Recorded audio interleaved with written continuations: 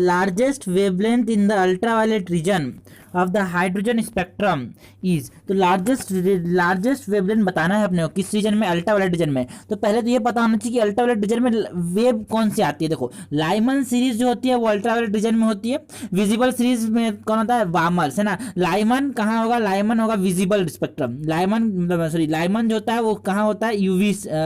Ultraviolet reason में होता है। और हमने बोला वामर जो होता है वो विजिबल रीजन में होता है। और उसके बाद इंफ्रारेड हो गया, उसके बाद जितने भी हैं सारे मतलब मैंने बोला पास्चन हो गया है ना, ब्रैकेट हो गया, पफंड हो गया, सारे क्या होते हैं, इंफ्रारेड होते हैं। तो हमको बोला largest wavelength in ultraviolet region, मतलब वो हमसे क्या बोलना चाह रहा है, largest wavelength in ultraviolet region, मतलब हमसे ये बोलना चाह रहा है कि largest wavelength in Lyman region. Lyman में जो लार्जेस्ट वेवलेंथ होगी, देखो E बराबर hc/λ, एनर्जी ज्यादा है मतलब वेवलेंथ ज्यादा है मतलब एनर्जी कम है। एनर्जी कम है तो एनर्जी कम तो फर्स्ट लाइन, एनर्जी कम तो first line, energy maximum last line, energy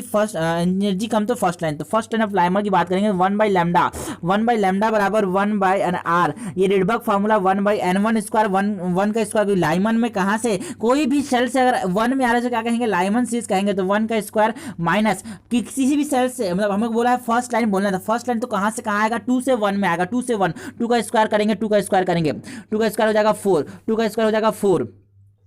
2 का स्क्वायर क्या हो जाएगा 4 हो जाएगा। ओके हमने बोला ये हो गया अपने पास ये लाइमन के लिए, जिसको हमने बोला ये है अपने पास λ1 नाम देते हैं इसको। Okay the smallest wavelength in the infrared reason of the hydrogen spectrum, ठीक है। तो देखो इस इंफ्रारेड रीजन में सबसे कम वेवलेंथ बोला है क्या, ओके सबसे कम वेवलेंथ। तो इंफ्रारेड रीजन में कौन आता है, पास्चन। पास्चन किसके अंदर आता है, इंफ्रारेड रीजन में। पास्चन आता है इंफ्रारेड रीजन में और उसमें सबसे कम बोला है, तो सबसे कम वेवलेंथ वाला। एनर्जी मैक्सिमम, एनर्जी मैक्सिमम का मतलब होता है लास्ट लाइन, अल से रखेंगे, अल से रखेंगे, अल से, अल मतलब अल, energy maximum last line, energy maximum last line मतलब अल, ठीक है। ओके तो एनर्जी मैक्सिमम करना है तो कहां से कहां जाएगा, कहां से कहां आएगा। और हमने बोला सर देखो बात ऐसी है कि इंफ्रारेड रीजन में है ये, अगर इंफ्रारेड रीजन में है मतलब समझेंगे कि ये कहां पे होगा, ये पास्चन होगा, पफंड होगा या हम्फ्री होगा। और हमने बोला, हमको बोला गया है कि स्मॉलेस्ट वेवलेंथ है। स्मॉलेस्ट वेवलेंथ का मतलब क्या होता है, स्मॉलेस्ट वेवलेंथ का मतलब क्या होता है, लास्ट लाइन। लास्ट लाइन का मतलब है ये थर्ड में आएगा, कहां से आएगा, इनफाइनाइट से अगर थर्ड में आएगा तो वो फर्स्ट वेवलेंथ, मतलब मैंने बोला सर स्मॉलेस्ट वेवलेंथ देगा पास्चन सीरीज की, तो हमसे पूछा उसको मैंने सपोज λ2 नाम दे दिया।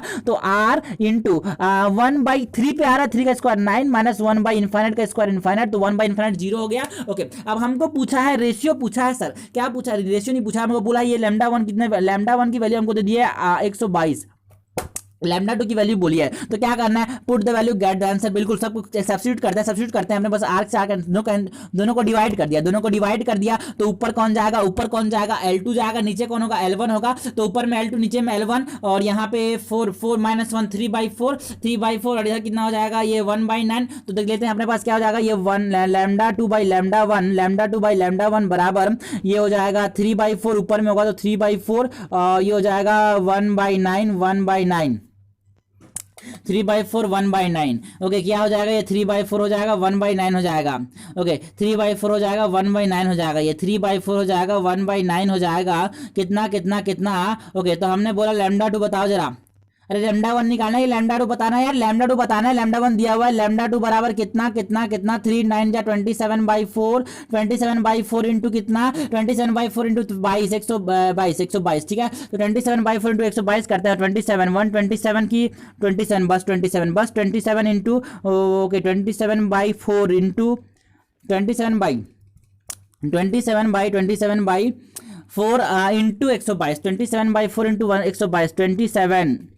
122, 27/4 इंटू 122, 27 लिख लेते हैं, 27 इंटू 122/4। तो ये हो जाएगा 1 जा, ये हो जाएगा 3 जा, तो 3 7 जा 20, देखो इसको 30 मान लेते हैं, 30 थोड़ा आंसर थोड़ा जाएगा 30 से ज़्यादा आएगा, आंसर जो होगा थोड़ा 30 से ज़्यादा आएगा। तो 3 7 जा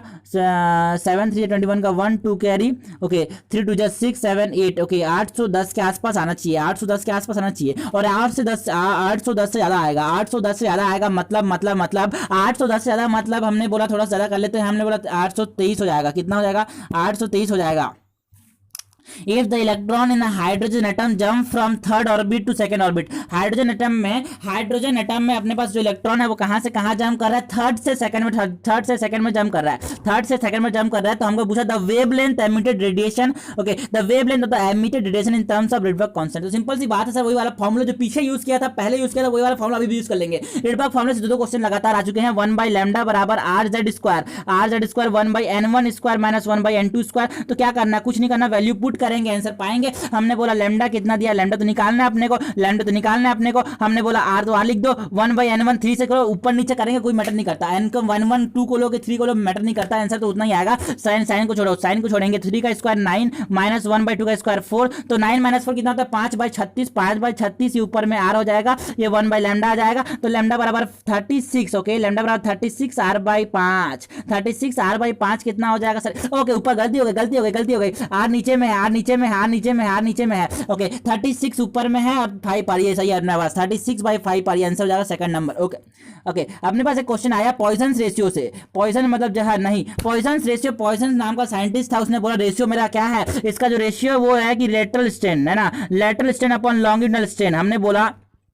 lateral strain upon longitudinal strain की जो रेशियो है ना, लेटरल स्ट्रेन, लेटरल मतलब बताएंगे बाद में, lateral strain upon longitudinal strain, lateral strain upon longitudinal strain जो होता है उसे हम क्या कहते हैं,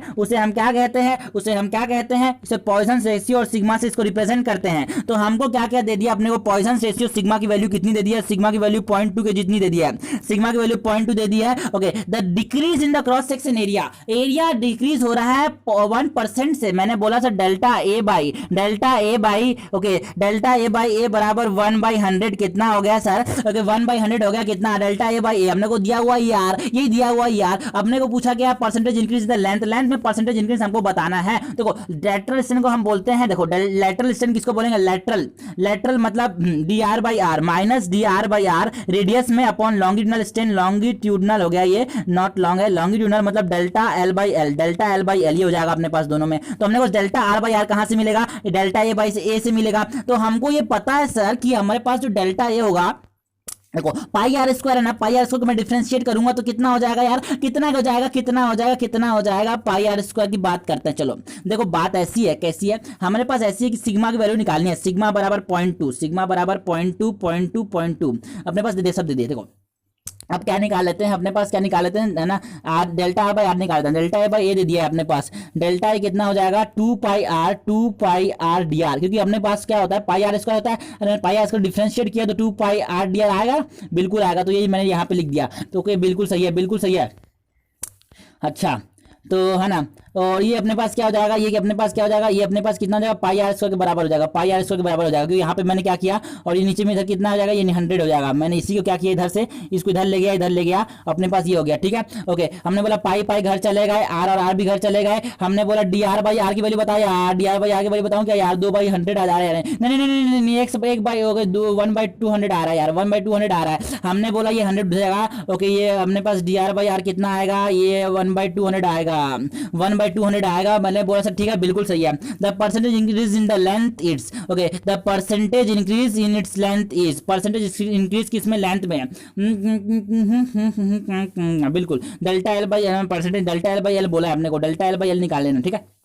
डेल्टा आर बाई आर की वैल्यू इतनी आ गई, तो अब क्या करना, कुछ नहीं करना, अपने को 1/200 ओके इंटू क्या कर देना है 0.2 कर देना है, इंटू क्या कर देना है 0.2 कर देना है, कि डिवाइड बाई 0.2 कर देना है, डिवाइड बाई क्या कर देना है 0.2 कर देना है, इंटू 100 करेंगे, बिल्कुल। देखो अपने पास क्या करेंगे, उसको डिवाइड करेंगे, तो अपने पास क्या होगा D R by R upon delta L by L क्या होता है सिग्मा, है ना। तो हमने डी आर बाई आर इसको ले जाएगा, नहीं इसको क्या करेंगे, रुको इसको नीचे ले आएंगे, इसको ऊपर ले आएंगे, तो अपने पास ये हो जाएगा डी आर बाई आर, बिल्कुल ये हो गया डी आर बाई आर, बिल्कुल सही है। देखो ये अपने पास हो गया, अपने मैं नीचे ले आया, नीचे कितना ले आया 0.2, तो 2 बाई ऊपर लिखते तो 10, ये हो जाएगा 1/40, 1/40 हो गया, तो 1/40 बराबर डेल्टा एल बाई एल आ रहा है। Delta L by L R कितना आ रहा है 1/40। और इसको मैंने 100 से मल्टीप्लाई कर दिया, इसको 100 से मल्टीप्लाई कर दिया तो क्या आ जाएगा delta L by L into 100। Delta L by L into 100 कर दिया तो कैसे निकालूंगा इसको, मैं निकालूंगा सर 1/40 इंटू 100 कर दो, 1/40 इंटू 100 कर दो, कितना हो जाएगा ये हो जाएगा 0 0, ये हो जाएगा 2.5, 2.5 आ जाएगा, कितना आ जाएगा 2.5 आ जाएगा। 2.5% the lateral okay percentage increase in the length. A mass 3m initially at rest at the origin explodes into 3 fragments of equal masses. 2 of them fragment have the same have speed v each and move perpendicular to each other. बिल्कुल सही है। The third fragment will move with speed। ठीक है sir बिल्कुल सही है। देखो अपने पास क्या होगा, अपने पास क्या होगा, ये हो गया अपने पास ऐसे, यहाँ पे मास हो जाएगा m, यहाँ पे मास हो जाएगा m। अपने पास क्या है कि 3 मास थे, अपने पास कितने मास थे 3 मास थे। अपने पास क्या होता है, अपने पास क्या होता है, अपने पास क्या हुआ थी, अपने 3 मास था ना, मतलब एक मास था वो 3 पार्ट में टूट गया, सबका मास m है, इसका भी मास m है, इसका भी मास m है, इसका भी मास m है, इसका भी मास m है। ये जो हो रहा है दोनों एक इधर जा रहे हैं, इधर जा रहे हैं, कितनी वेलोसिटी से v वेलोसिटी से इधर जा रहे हैं, बिल्कुल जा रहे हैं। अच्छा और बताओ फिर हमको बोला है कि बताओ भाई the third fragment will move with, है ना, तो थर्ड फ्रैगमेंट कितने से मूव करेगा, तो बीच वाला तो टूट गया तो बीच वाले को हटा देते हैं, बीच वाले टूट गया तो बीच वाले को हटा देते हैं। देखो अपने पास क्या करना है, मोमेंटम कंजर्व करना है। क्या करना है, मोमेंटम कंजर्व करना है कि भाई अपने पास इनिशियल मोमेंटम जो था वो फाइनल मोमेंटम के बराबर होना चाहिए। इनिशियल मोमेंटम जो होना चाहिए वो फाइनल मोमेंटम के बराबर होना चाहिए। इनिशियल मोमेंटम भाई रेस्ट पे था तो मोमेंटम इनिशियल 0 होगा। फाइनली मोमेंटम देख लेते हैं, फाइनल मोमेंटम देख लेते हैं, एम इनिशियल बराबर एम फाइनल, एम इनिशियल बराबर सॉरी पी इनिशियल बराबर पी फाइनल, पी इनिशियल बराबर पी फाइनल। तो पी इनिशियल कितना होगा बे, पी इनिशियल अपने पास 0 होगा बे। ओके फाइनल बताओ सर, फाइनल बताओ माइनस, नहीं माइनस कैसे, देखो हमने बोला एक फ्रैगमेंट इधर गया, एक फ्रैगमेंट इधर गया, तो हमने बोला देखो यार ऊपर की तरफ बोले तो M V J cap plus M V I cap plus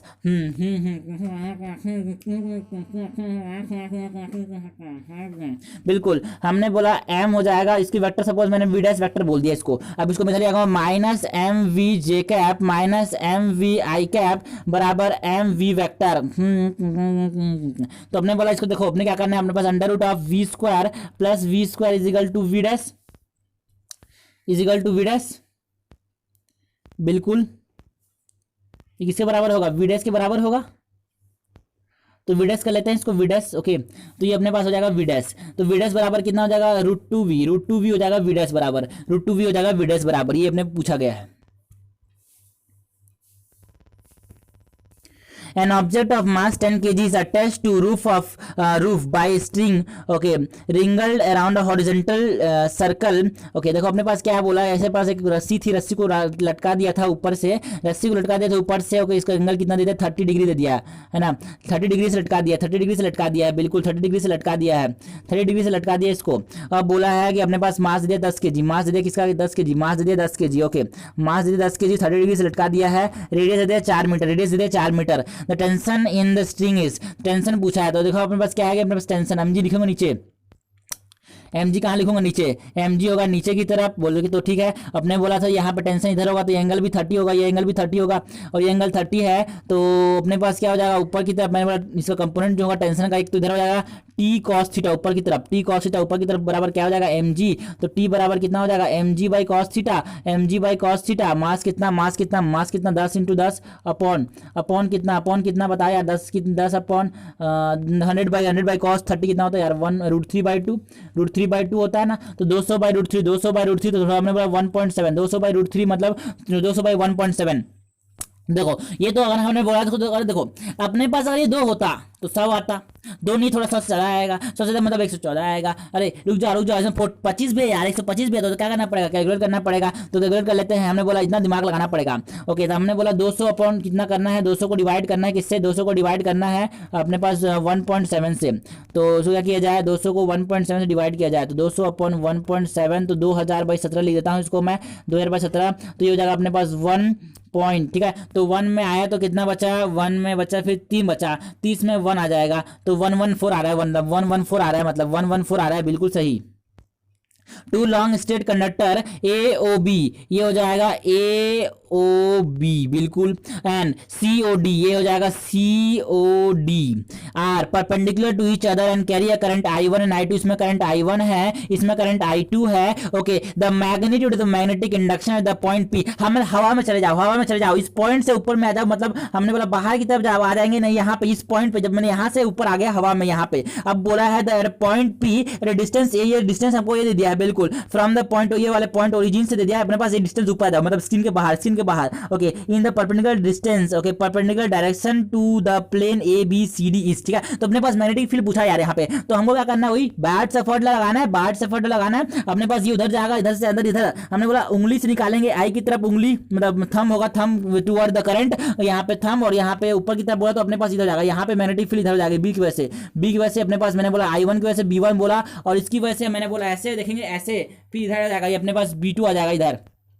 I2 की वजह से। तो अपन क्या बोले, नेट निकालना है, तो क्या करना है, हमको पता है B कितना होता है यार, infinite long current carrying wire की वजह से B कितना होता है, म्यू नॉट I अपॉन 2 पाई यार, म्यू नॉट I अपॉन 2 पाई यार, बायट-सैफर्ड लॉ से डिराइव किया था, बिल्कुल इंपॉर्टेंट है, हमने बोला म्यू नॉट I अपॉन 2 पाई यार, आपको I बोला, आप देखो अब यहाँ पे वेरी इंपॉर्टेंट यार, मैग्नीट्यूड लिखो भाई, अभी डायरेक्शन बताओ ना यार, वेक्टर होता है यार, मैग्नेटिक फील्ड क्या होता है, वेक्टर होता है, तो वेक्टर से बहुत ही इंपॉर्टेंट, मतलब बहुत ही सावधानी से डील करना पड़ेगा, क्योंकि भाई गलती होती है यहाँ पे, बिल्कुल। तो यहाँ पे हो जाएगा अपने पास, देखो वाला B1 के लिए किधर जाएगा x में, मतलब B1 के लिए किधर जाएगा I कैप में, और B2 के लिए क्या हो जाएगा माइनस J कैप में। जब इसका रिजल्टेंट लिखेंगे कैसे लिखेंगे, हमने बोला B नेट जो होगा वो हो जाएगा mu naught upon 2 pi A, I को मैंने बोला I1 को लिखते हैं, हमने बोला I1 हो जाएगा I1 I कैप, नहीं I1 I कैप, और plus minus I2 J cap, ये हो जाएगा अपने पास। ये अपने पास डायरेक्शन आ गया, इसका अपने डायरेक्शन आ गया, तो उसका मैग्नीट्यूड पूछा है आपसे, मैग्नीट्यूड पूछा है, तो मैग्नीट्यूड क्या करना है, कुछ नहीं करना, अपने को क्या करना, अंडर ले लेना, तो अपने पास म्यू नॉट अपॉन B जो नेट आएगा वो mu naught upon 2 pi A I1 square plus I2 square का अंडर रूट आ जाएगा अपने पास, है ना, ये हो जाएगा C number. Okay, the length of a given cylindrical wire is increase by 100%, एक सिलेंड्रिकल वायर की लेंथ को 100 गुना बढ़ा दिया, मतलब मैंने बोला एक हमारे पास 100 था उसको 100 गुना बढ़ा दिया, मतलब कितना कर दिया, 200 कर दिया, तो यही पूछा हमने, लेंथ को डबल कर दिया, मतलब लेंथ को क्या करते डबल कर दिया, due to the consequent decrease in the diameter of diameter. देखो भाई क्या होता है कि हमने तार को खींच के लंबा कर दिया, तो क्या चीज, देखो हमेशा क्वेश्चन सॉल्व करने के लिए एक चीज बहुत इंपॉर्टेंट है, इनवेरिएंट क्या है, जब बहुत सारी चीजें बदले तो जो चीज ना बदले वहीं से अपना आंसर आएगा, तो यहाँ पे जो चीज बदल नहीं रही है वो वॉल्यूम बदल नहीं रही है, मतलब मैंने जब तार को खींचा तो जो चीज बदली नहीं वो वॉल्यूम नहीं बदली, भाई लेंथ बढ़ गया बात मान लिया, ओके रेडियस कम हो गया बात मान लिया, लेकिन जो वॉल्यूम था वो तो उतना का उतना ही रहा ना, तो वॉल्यूम से अपना आंसर आएगा। तो अपने पास आंसर कैसे आएगा बाद में बात करेंगे, हमने बोला तो पहले बात ये करो कि लेंथ जो डबल किया तो रेजिस्टेंस कितना गुना हो गया, तो हमने बोला R बराबर रो ले रो L बाई ए, हमने बोला R बराबर रो ले, तो R जो है ना वो किसके प्रोपोर्शनल है, लेंथ के, लेंथ बढ़ा दिया, लेंथ डबल कर दिया ना, तो देखो लेंथ हमने डबल कर दिया, एरिया से हमको पता नहीं है, एरिया के बारे में पता नहीं है, तो एरिया क्या करेंगे वॉल्यूम सब्स्टिट्यूट करेंगे, तो एरिया बराबर हमने बोला वॉल्यूम बराबर एरिया इंटू लेंथ, वॉल्यूम जो होता है वो एरिया इंटू लेंथ होता है, वॉल्यूम जो होता है वो एरिया इंटू लेंथ होता है, ठीक है। तो वॉल्यूम पता है हमने को, वॉल्यूम बदल नहीं रहा है, तो हमने बोला एरिया को सब्स्टिट्यूट करेंगे वॉल्यूम से, तो एरिया बराबर वॉल्यूम बराबर एरिया इंटू लेंथ हो रहा है, तो अपने पास एरिया क्या हो जाएगा वॉल्यूम बाय लेंथ, एरिया क्या हो जाएगा वॉल्यूम बाय लेंथ, ओके, तो ये हो जाएगा L स्क्वायर, ओके हमने बोला देखो एल आर जो है प्रोपोर्शनल किसके है, एल स्क्वायर के प्रोपोर्शनल, क्योंकि एरिया वॉल्यूम चेंज नहीं होगा, यहाँ पे काम नहीं आएगा, यहाँ पे रेडियस जो होगा ना, रेजिस्टेंस जो होगा वो एल स्क्वायर के प्रोपोर्शनल होगा, मतलब अगर मैंने लेंथ को डबल कर दिया रेजिस्टेंस 4 गुना हो जाएगा। बस यहाँ पे एक कॉन्सेप्ट बनाएंगे, बिल्कुल आर बराबर R is proportional to N, R जो होगा लेंथ को डबल करने पे एन, लेंथ को मैंने एन टाइम्स कर दिया, लेंथ को मैंने एन टाइम्स कर दिया, मतलब हमारा रेजिस्टेंस जो होगा एन स्क्वायर आर टाइम्स हो जाएगा, मैंने लेंथ को डबल कर दिया रेजिस्टेंस 4 गुना हो जाएगा, रेजिस्टेंस मैंने लेंथ को ट्रिपल कर दिया तो रेजिस्टेंस 9 गुना हो जाएगा, मैंने लेंथ को 4 टाइम्स कर दिया तो रेजिस्टेंस 16 गुना हो जाएगा। तो ये कॉन्सेप्ट बना लेते हैं बिल्कुल। और अगर हमने बोला एक और कॉन्सेप्ट बनाते हैं, हमने पास अगर लेंथ को हमने कम करने के बजाय लेंथ को बढ़ा दिया, मतलब है ना पचका दिया, उसको वायर को मोटा कर दिया, वायर का एरिया को डबल कर दिया, है ना, वायर के एरिया को अगर डबल कर दिया तो जो रेजिस्टेंस होगा वो कितना हो जाएगा, अगर R by N square times, है ना, अगर यहाँ पे लेंथ चेंज करेंगे तो यहाँ पे लेंथ चेंज करेंगे तो यहाँ पे एरिया चेंज करेंगे, तो बिल्कुल अगर एरिया को मैं डबल कर रहा हूँ तो रेजिस्टेंस कितना हो जाएगा, आर बाई 4 हो जाएगा, अगर एरिया को मैं 3 गुना कर रहा हूँ तो रेजिस्टेंस क्या हो जाएगा, आर बाई 9, क्योंकि एरिया से इनवर्स प्रोपोर्शनल हो जाता है। ओके तो यहाँ पे एन स्क्वायर टाइम्स होता है एरिया के, है ना, एरिया का मैं यहाँ पे एरिया के लिए चेंज आने पे ये वाला और लेंथ के लिए चेंज आने पे ये वाला, तो यहाँ पे क्या हो जाएगा 300 गुना बढ़ जाएगा, क्योंकि रेजिस्टेंस जो था, है ना, क्योंकि पहले क्या था लेंथ एल से 12 कर दिया, रेजिस्टेंस पहले आर था, फिर क्या हो जाएगा 4R हो जाएगा, तो कितना गुना बढ़ गया 300 गुना बढ़ गया, यही पूछा गया हमसे, कितना पूछा है, कितना बढ़ा है, कितना बढ़ गया 300 गुना बढ़ गया है, 300%। अब मिली वोल्ट मीटर, एक मिली वोल्ट मीटर जो कि मिली वोल्ट में नापता है वोल्टेज को। ओके हमने बोला मिली वोल्ट मीटर जो है वो 25 मिली वोल्ट रेंज का है, is to be converted into an ammeter, किसमें कन्वर्ट करना है, एमीटर में कन्वर्ट करना है यार, the value of resistance necessary shunt will be, तो कुछ नहीं करना, V बराबर आई यार, बच्चे को पता है V बराबर आई यार, बच्चे को पता है, तो हमने बोला R बराबर कितना हो जाएगा V बाई आई, ज्यादा दिमाग नहीं लगाना होता, V बाई आई कर देंगे 25 into 10 to the power minus ये कारण बाद में, कारण तो है ही नहीं, मतलब दिमाग क्या, दिमाग में ज्यादा नहीं है, V बराबर यार पूरा का पूरा सेमीकंडक्टर, पूरा सेमीकंडक्टर और पूरा V बराबर आई आर चलता है, हमने बोला ये हो जाएगा 25 into 10 to the power minus 25, तो अपने पास देखो एक लाइन में आंसर आ गया 0.001, ये अपने पास आ जाएगा क्या 0.001 आ जाएगा ओम, ये शंट रेजिस्टेंस, शंट रेजिस्टेंस जो होता है बहुत ही छोटा रेजिस्टेंस होता है जिसको गैल्वेनोमीटर के पैरेलल में लगाते हैं, किस लिए, गैल्वेनोमीटर को एमीटर बनाने के लिए। ओके ये अपने पास आंसर हो जाएगा, बिल्कुल हो जाएगा। Next, two identical charge of value q each are placed at a distance at a minus से a 0 and a 0, माइनस से 0 और a 0 पे रख दिया दो चार्ज को, मतलब ऐसा चार्ज का जो लोकेशन है वो ऐसा है सर, कैसा है सर, ऐसा है सर, हमने बोला ये a है, यहाँ पे o है, ये पॉइंट का पोजीशन है, बिल्कुल यहाँ पे ये माइनस से है o है, यहाँ पे दोनों पे चार्ज पॉजिटिव q वाला रखा है, कोई नेगेटिव नहीं दिया, बोल तो अपोजिट मैग्नीट्यूड नहीं, आइडेंटिकल चार्ज है, दोनों पे q चार्ज है, मतलब प्लस प्लस मान लेंगे, ठीक है। Okay the coordination, okay sorry coordination, coordinates नहीं, कोऑर्डिनेशन नहीं बोला, coordinates of point where the net electric field is 0 and the maximum कहाँ पे, मैक्सिमम कहाँ पे होगा और अपने को नेट 0 कहाँ पे दो, यहाँ पे सेंटर पे जो होगा वो 0 होगा, क्योंकि यहाँ पे इधर जितना धक्का देगा इधर, है ना, इतना धक्का देगा इधर, तो यहाँ पे 0 हो जाएगा,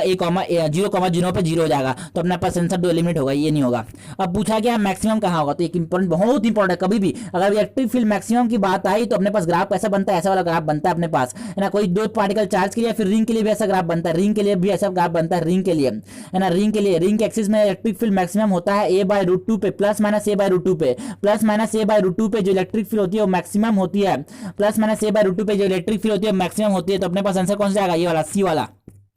वो क्या आता है जहां पे, है ना, अपने पास पता है इलेक्ट्रिक फील्ड का जो फॉर्मूला है KQ/Y अपॉन, है ना, x² प्लस a² की पावर 3/2 होता है, इस फॉर्मूले से आ जाएगा कैसे, क्योंकि हमने बोला देखो यहाँ पे चार्ज रखा हुआ है ना QQ, यहाँ पे QQ चार्ज रखा हुआ है, तो यहाँ पे पॉइंट, यहाँ पे इलेक्ट्रिक फील्ड इधर हो जाएगा, इसकी वजह से इलेक्ट्रिक फील्ड इधर आएगा, तो हमने थीटा का इसको थीटा ले लिया, तो इसको भी थीटा ले लेंगे, इसको भी थीटा ले लेंगे, तो अपने पास जो आएगा ना, जो इलेक्ट्रिक फील्ड यहाँ पे मैक्सिमम आएगा ना, वो इससे निकालेंगे, जहां पे DE/dy 0 हो जाएगा, जहां पे DE/g हो जाएगा 0, तो वहां पे क्या हो जाएगा E मैक्सिमम हो जाएगा, तो अपने पास 2 पॉइंट्स मिलते हैं, एक तो प्लस a/2 प्लस a/√2 और माइनस a/√2, जहां पे क्या होता है इलेक्ट्रिक फील्ड मैक्सिमम होता है। Okay charge Q is distributed uniformly on a ring of radius r, a sphere of radius small r is constructed with its center at the periphery of the ring, the electric flux through the surface of the sphere is, okay तो हमने क्या किया, देखो एक surface एक sphere था जिसमें हमने चार्ज डाल दिया Q, प्लस Q चार्ज डाल दिया सब तरफ, प्लस Q चार्ज डाल दिया सब तरफ, अब क्या किया कि इमेजिनरी चार्ज माना, एक इमेजिनरी अपने पास स्फीयर माना, एक इमेजिनरी स्फीयर माना, अपने पास एक इमेजिनरी स्फीयर मानते हैं, ओके एक इमेजिनरी स्फीयर माना, हमने क्या माना, एक इमेजिनरी स्फीयर मान लिया। अब इस इमेजिनरी स्फीयर पे हमको निकालना है फ्लक्स कितना है, तो फ्लक्स बराबर, फ्लक्स के जैसे दिमाग में आता है अपने पास गॉस सर की याद आती है, गॉस सर की याद आती है, हमने बोला गॉस सर ने बोला था Q/E/ε तुम निकाल लोगे तुमको फ्लक्स मिल जाएगा सर, बिल्कुल, तो Q निकालना पड़ेगा। बताओ कितना चार्ज इस स्फीयर जिसको तुम कंसीडर कर रहे हो उसके अंदर एनक्लोज्ड है, उतना चार्ज हमको बताना लगाना है सर। देखो एंगल कितना, देखो अपने पास ये बोला, देखो यहाँ पे क्या है कि ये जो है ना, ये जो है 60 डिग्री हो जाएगा, यहाँ से यहाँ तक 60 डिग्री है, तो यहाँ पे यहाँ से कितना हो जाएगा 120, तो देखो अपने पास 360 डिग्री अगर चार्ज कितना इनक्लोज कर रहा है, 360 डिग्री का चार्ज इनक्लोज कर रहा है Q, तो 120 डिग्री का चार्ज कितना इनक्लोज करेगा Q/3, कितना इनक्लोज करेगा Q/3, चार्ज कितना इनक्लोज करेगा Q/3 इनक्लोज करेगा, 120 डिग्री कितना चार्ज इनक्लोज करेगा Q/3, तो मतलब यहाँ पे चार्ज Q/3 आ रहा है और यहाँ पे चार्ज Q/3 आ रहा है, तो अपने पास जो फ्लक्स आएगा 5 बराबर कितना आ जाएगा Q/3 बराबर क्या आ जाएगा 5 आ जाएगा, बिल्कुल आ जाएगा, ये हो जाएगा डी ऑप्शन। ओके बिल्कुल। A 0.5 meter long metal rod PQ completes the circuit as shown in the figure. The area of the circuit is perpendicular to the magnetic field of flux density 0.15 Tesla. If the resistance of the total circuit is 3 ohm. Okay, हमको simple से दे दिया अपने को, length दे दिया, बिल्कुल length दे दिया अपने पास, लेंथ दे दिया L, और क्या दे दिया अपने पास, B दे दिया मैग्नेटिक फील्ड, और क्या दे दिया अपने पास, रेजिस्टेंस दे दिया R, अपने पास वेलोसिटी दे दी V। ठीक है, तो देखो इसका कॉन्सेप्ट क्या है, इंपॉर्टेंट आर्टिकल है सर। यहाँ पे क्या होता है, देखो पहले तो क्या किया हमने, क्या किया, एक वायर को जब कनेक्ट किया तो यहाँ पे इंपॉर्टेंट ये होता है कि देखो जैसे ही कनेक्ट किया ना यहाँ पे, तो सबसे पहले तो यहाँ पे एक क्या होगा, ईएमएफ जनरेट होगा, क्योंकि चीज मोशन, एक वायर जो है वो मूव कर रहा है, मोशन कर रहा है, और एक वायर की मोशन की वजह से जब मैग्नेटिक फील्ड की कटिंग होती है और एक वायर का जब मोशन होता है तो क्या क्या जनरेट होता है, ईएमएफ जनरेट होता है। तो वही क्या बोलते हैं, क्या बोलते हैं, इमोशनल ईएमएफ, मतलब इमोशन, इमोशन मतलब इमोशनल ईएमएफ नहीं, इमोशनल ईएमएफ नहीं, इमोशन मतलब इमोशनल ईएमएफ। ठीक है, इसको कैसे देते हैं, V क्रॉस B, देखो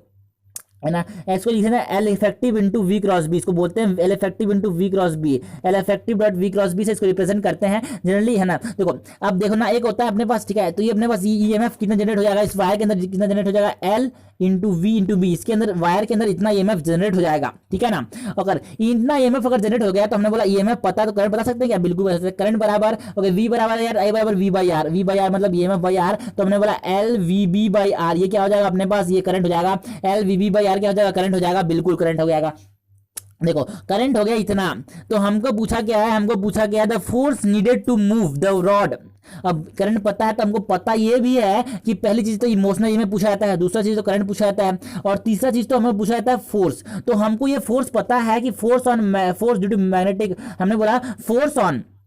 वायर, करंट कैरिंग वायर पे जो फोर्स लगता है वो करंट की वजह से लगता है, तो आई बी एल दोनों में है ना, देखो आई दोनों में बी एल कॉमन है, दोनों में बी एल कॉमन है, जब यहाँ पे करंट की वजह से फोर्स लग रहा है इसलिए तो मैंने बोला आई बी एल, और यहाँ पे मोशन की वजह से ईएमएफ आ रहा है इसलिए मैंने बोला वी बी एल। तो बी एल तो दोनों में कॉमन है सर, वी बी एल मतलब बी एल दोनों में कॉमन है, चाहे वो इमोशनल ईएमएफ हो चाहे वो फोर्स है ना मैग्नेटिक वायर। तो याद कैसे रखेंगे, मैग्नेटिक वायर पे जो फोर्स होगा वो करंट की वजह से आ रहा है, तो आई बी एल, और हमने बोला इमोशन मतलब मोशनल ईएमएफ जो आ रहा है वो किसकी वजह से आ रहा है, वोल्टेज की वजह से आ रहा है, मतलब थोड़ी वेलोसिटी की वजह से आ रहा है, तो हमने बोला वी बी एल आ जाएगा। अच्छा और बताओ, अपने पास मैग्नेटिक फोर्स आ गया तो आई बी एल, तो आई पता हमने निकाल दिया, एल यहाँ पे निकाल दिया, L B B upon R, और बी वहां पे एक और है तो यहाँ पे बी स्क्वायर एल स्क्वायर, तो एल स्क्वायर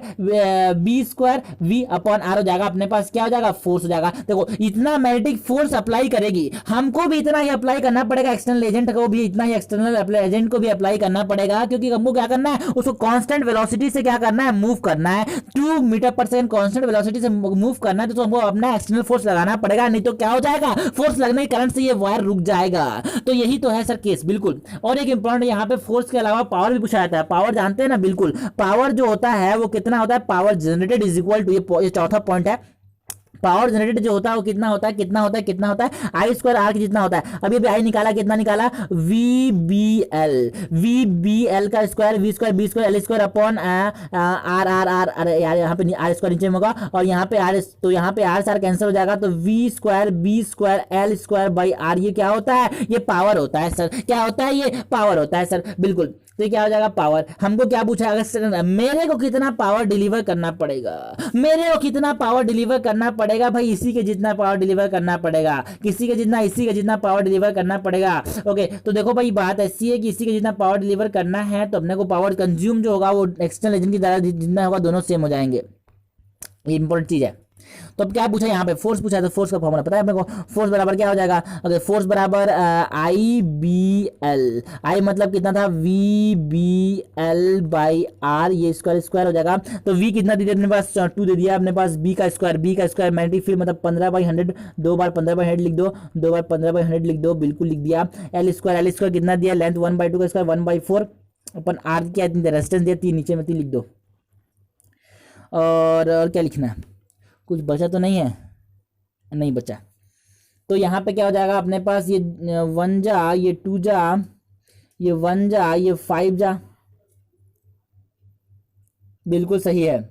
5 जा कितना होता है 70, 15 5 जा 75/2 इंटू 10 टू द पावर -4, ठीक है। तो अपने पास कितना हो जाएगा, ये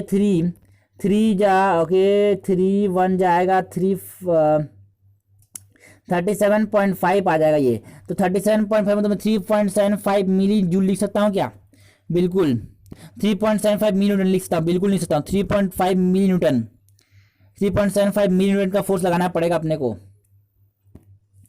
Okay, in a series LCR circuit, the RMS voltage across the inductance, capacitance, and resistance are 4, 8 and 5. The RMS voltage of the AC source in the circuit is RMS निकालना है। देखो अपने पास क्या आ जाएगा, V RMS जो होगा वो कितना आ जाएगा, under root of XL minus XC, XL minus XC, मतलब यहाँ पे XL माइनस XC भी चलता है, VC minus VL minus VC भी चलता है, तो VL माइनस VC का whole square plus,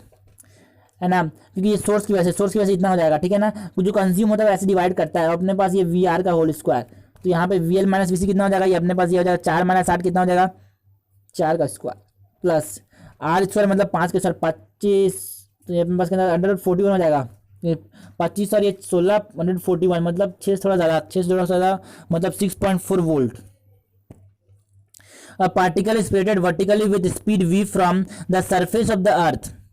Maximum height attained by the particle in terms of the radius of earth r v and बिल्कुल g is, ठीक है। तो मैक्सिमम हाइट निकालना है अपने को, सरफेस से फेंका पार्टिकल को ऊपर की तरफ, तो हमको बोला कितना ऊपर वो जा रहा है, एच मैक्सिमम कितना वो जा रहा है, एच मैक्सिमम कितना वो जा रहा है, ये हमसे पूछा गया है, ठीक है सर। देखो अपने पास क्या करना है, टोटल एनर्जी कंजर्व कर लेना है, क्या कर देना, टोटल एनर्जी क्या करता है, कंजर्व कर देना है। Kinetic energy initial plus potential energy initial बराबर kinetic energy initial plus potential energy initial बराबर kinetic energy final plus potential energy final. देखो काइनेटिक एनर्जी इनिशियल तो रेस्ट पे था तो जीरो होगा, फाइनल में जाएगा ये बात जीरो ही हो जाएगा। तो हमको क्या पूछा है, देखो नहीं काइनेटिक एनर्जी इनिशियल जीरो नहीं था, उसको फेंका गया है ना, तो काइनेटिक एनर्जी इनिशियल जीरो नहीं है, सॉरी इनिशियल जीरो नहीं है, फाइनल जीरो है बस, है ना। इनिशियल तो हमने हाफ एम वी स्क्वायर से फेंका ना उसको, तो half M V square kinetic energy initial हो जाएगा प्लस पोटेंशियल एनर्जी सरफेस पे था कितना होगा, minus G M M by R, तो माइनस लिखना पड़ेगा minus G M M by surface radius R बराबर फाइनली जो पोटेंशियल एनर्जी हो जाएगा वो कितना हो जाएगा, minus G M M by, suppose ये साइड में तो हम पहुंच गया तो आर प्लस एच हो जाएगा, बिल्कुल हो जाएगा, आर प्लस एच हो जाएगा, बिल्कुल हो जाएगा। तो एम से एम कैंसिल कर दो यार, एम से एम कैंसिल कर दो यार, अच्छा कर दिया कैंसिल कर दिया। अब बताओ सर, देखो याद हमारे पास एक चीज देखने की बात है कि हमारे पास कैपिटल जी आ रहा है अपने आंसर में, अपने आंसर में कैपिटल जी आ रहा है, लेकिन हमारे पास जो क्वेश्चन दिया उसमें कैपिटल जी आ नहीं रहा, स्मॉल जी आ रहा है, तो स्मॉल जी में कैपिटल जी को सब्सिट्यूट करना पड़ेगा, नहीं मतलब कैपिटल जी को स्मॉल जी में कन्वर्ट करना पड़ेगा, किसी भी प्रकार से कैपिटल जी को स्मॉल जी में कन्वर्ट करना पड़ेगा। कैसे कन्वर्ट करेंगे, देखो क्या काम करते हैं, कुछ काम करते हैं, यहाँ पे कुछ जुगाड़ लगाते हैं, ऊपर नीचे मैंने क्या किया इसको क्या करते हैं, ऊपर नीचे को क्या कर देंगे, एम से मल्टीप्लाई कर देंगे। तो हमने बोला तो यहाँ पे हाफ एम वी स्क्वायर जो होगा, यहाँ पे क्या कर दिया इसको मैंने हाफ एम मतलब एम को कैंसिल कर दिया ना, half V square minus G M by R था, इसको ऊपर भी आर से नीचे भी आर से मल्टीप्लाई कर सकते हैं ना, बिल्कुल कर सकते हैं ना, बिल्कुल। तो G M I R plus H, इसको भी हमको ऊपर और नीचे आर से मल्टीप्लाई कर दिया, नहीं आर स्क्वायर से मल्टीप्लाई कर दिया क्योंकि हमको जी बनाना है इसको। तो यहाँ पे G M by R square ये जी हो जाएगा और यहाँ पे G M by R square ये जी हो जाएगा, दोनों जी हो जाएंगे, तो अपने पास जो जी आ जाएगा बिल्कुल। तो अपने पास इसके बाद सॉल्व कर लिया थोड़ा सा, बिल्कुल सॉल्व कर लिया जाए, थोड़ा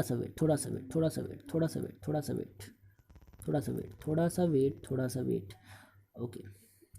तो क्या किया जाए, अपने पास हाफ एम वी स्क्वायर जो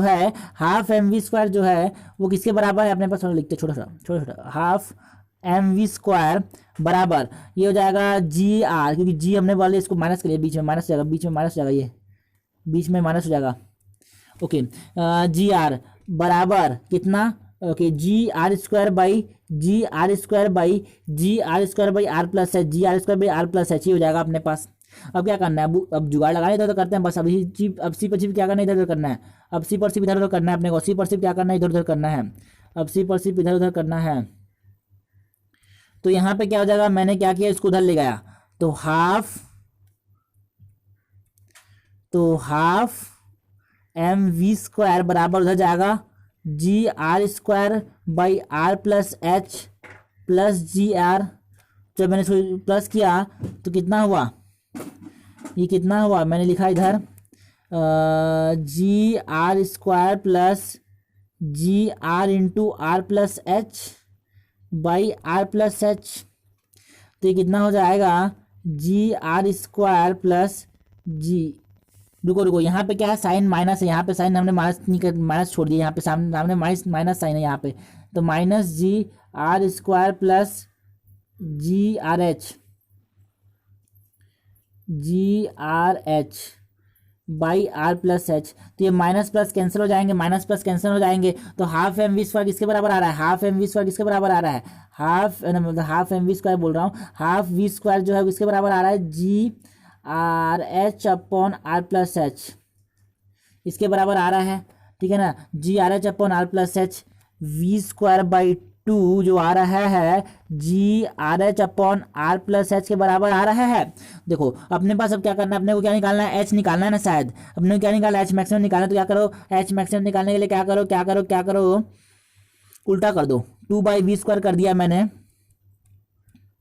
okay, two by we square जो है ना, टू बाई वी स्क्वायर जो है ना, उसको मैं लिख दिया R plus H by G are H. अब इस जिसको मैं इधर ले आता हूँ यहाँ पे ले जाइए आप, तो two ji r by we square बराबर r plus H by h. Okay, तो हमने बोला ये कितना हो जाएगा, okay, two ji r by we square बराबर are by h plus one, उधर जाएगा माइनस वन हो जाएगा, two ji r by we square minus one बराबर आर बाई एच। बिल्कुल, तो हमने बोला ये कितना हो जाएगा अपने पास, ये एच जो हो जाएगा ना। अब देखो इसको क्या कर लेता हूँ, इसको एलसीएम ले लेता हूँ मैं यहाँ पे। एलसीएम जब ले लिया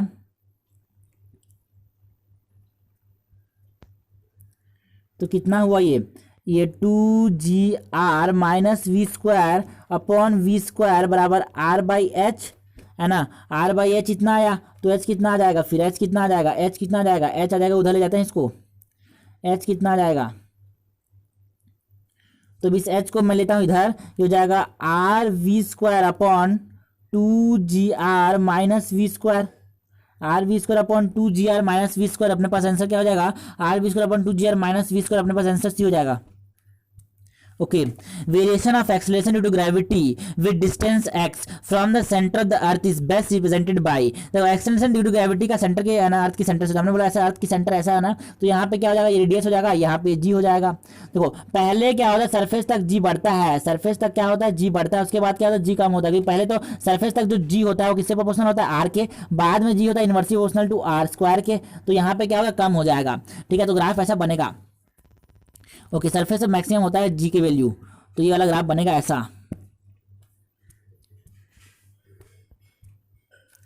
the temperature across two different slab A and B are of the same length and same cross sectional are at steady state. बिल्कुल, the ratio of thermal conductivity of A and B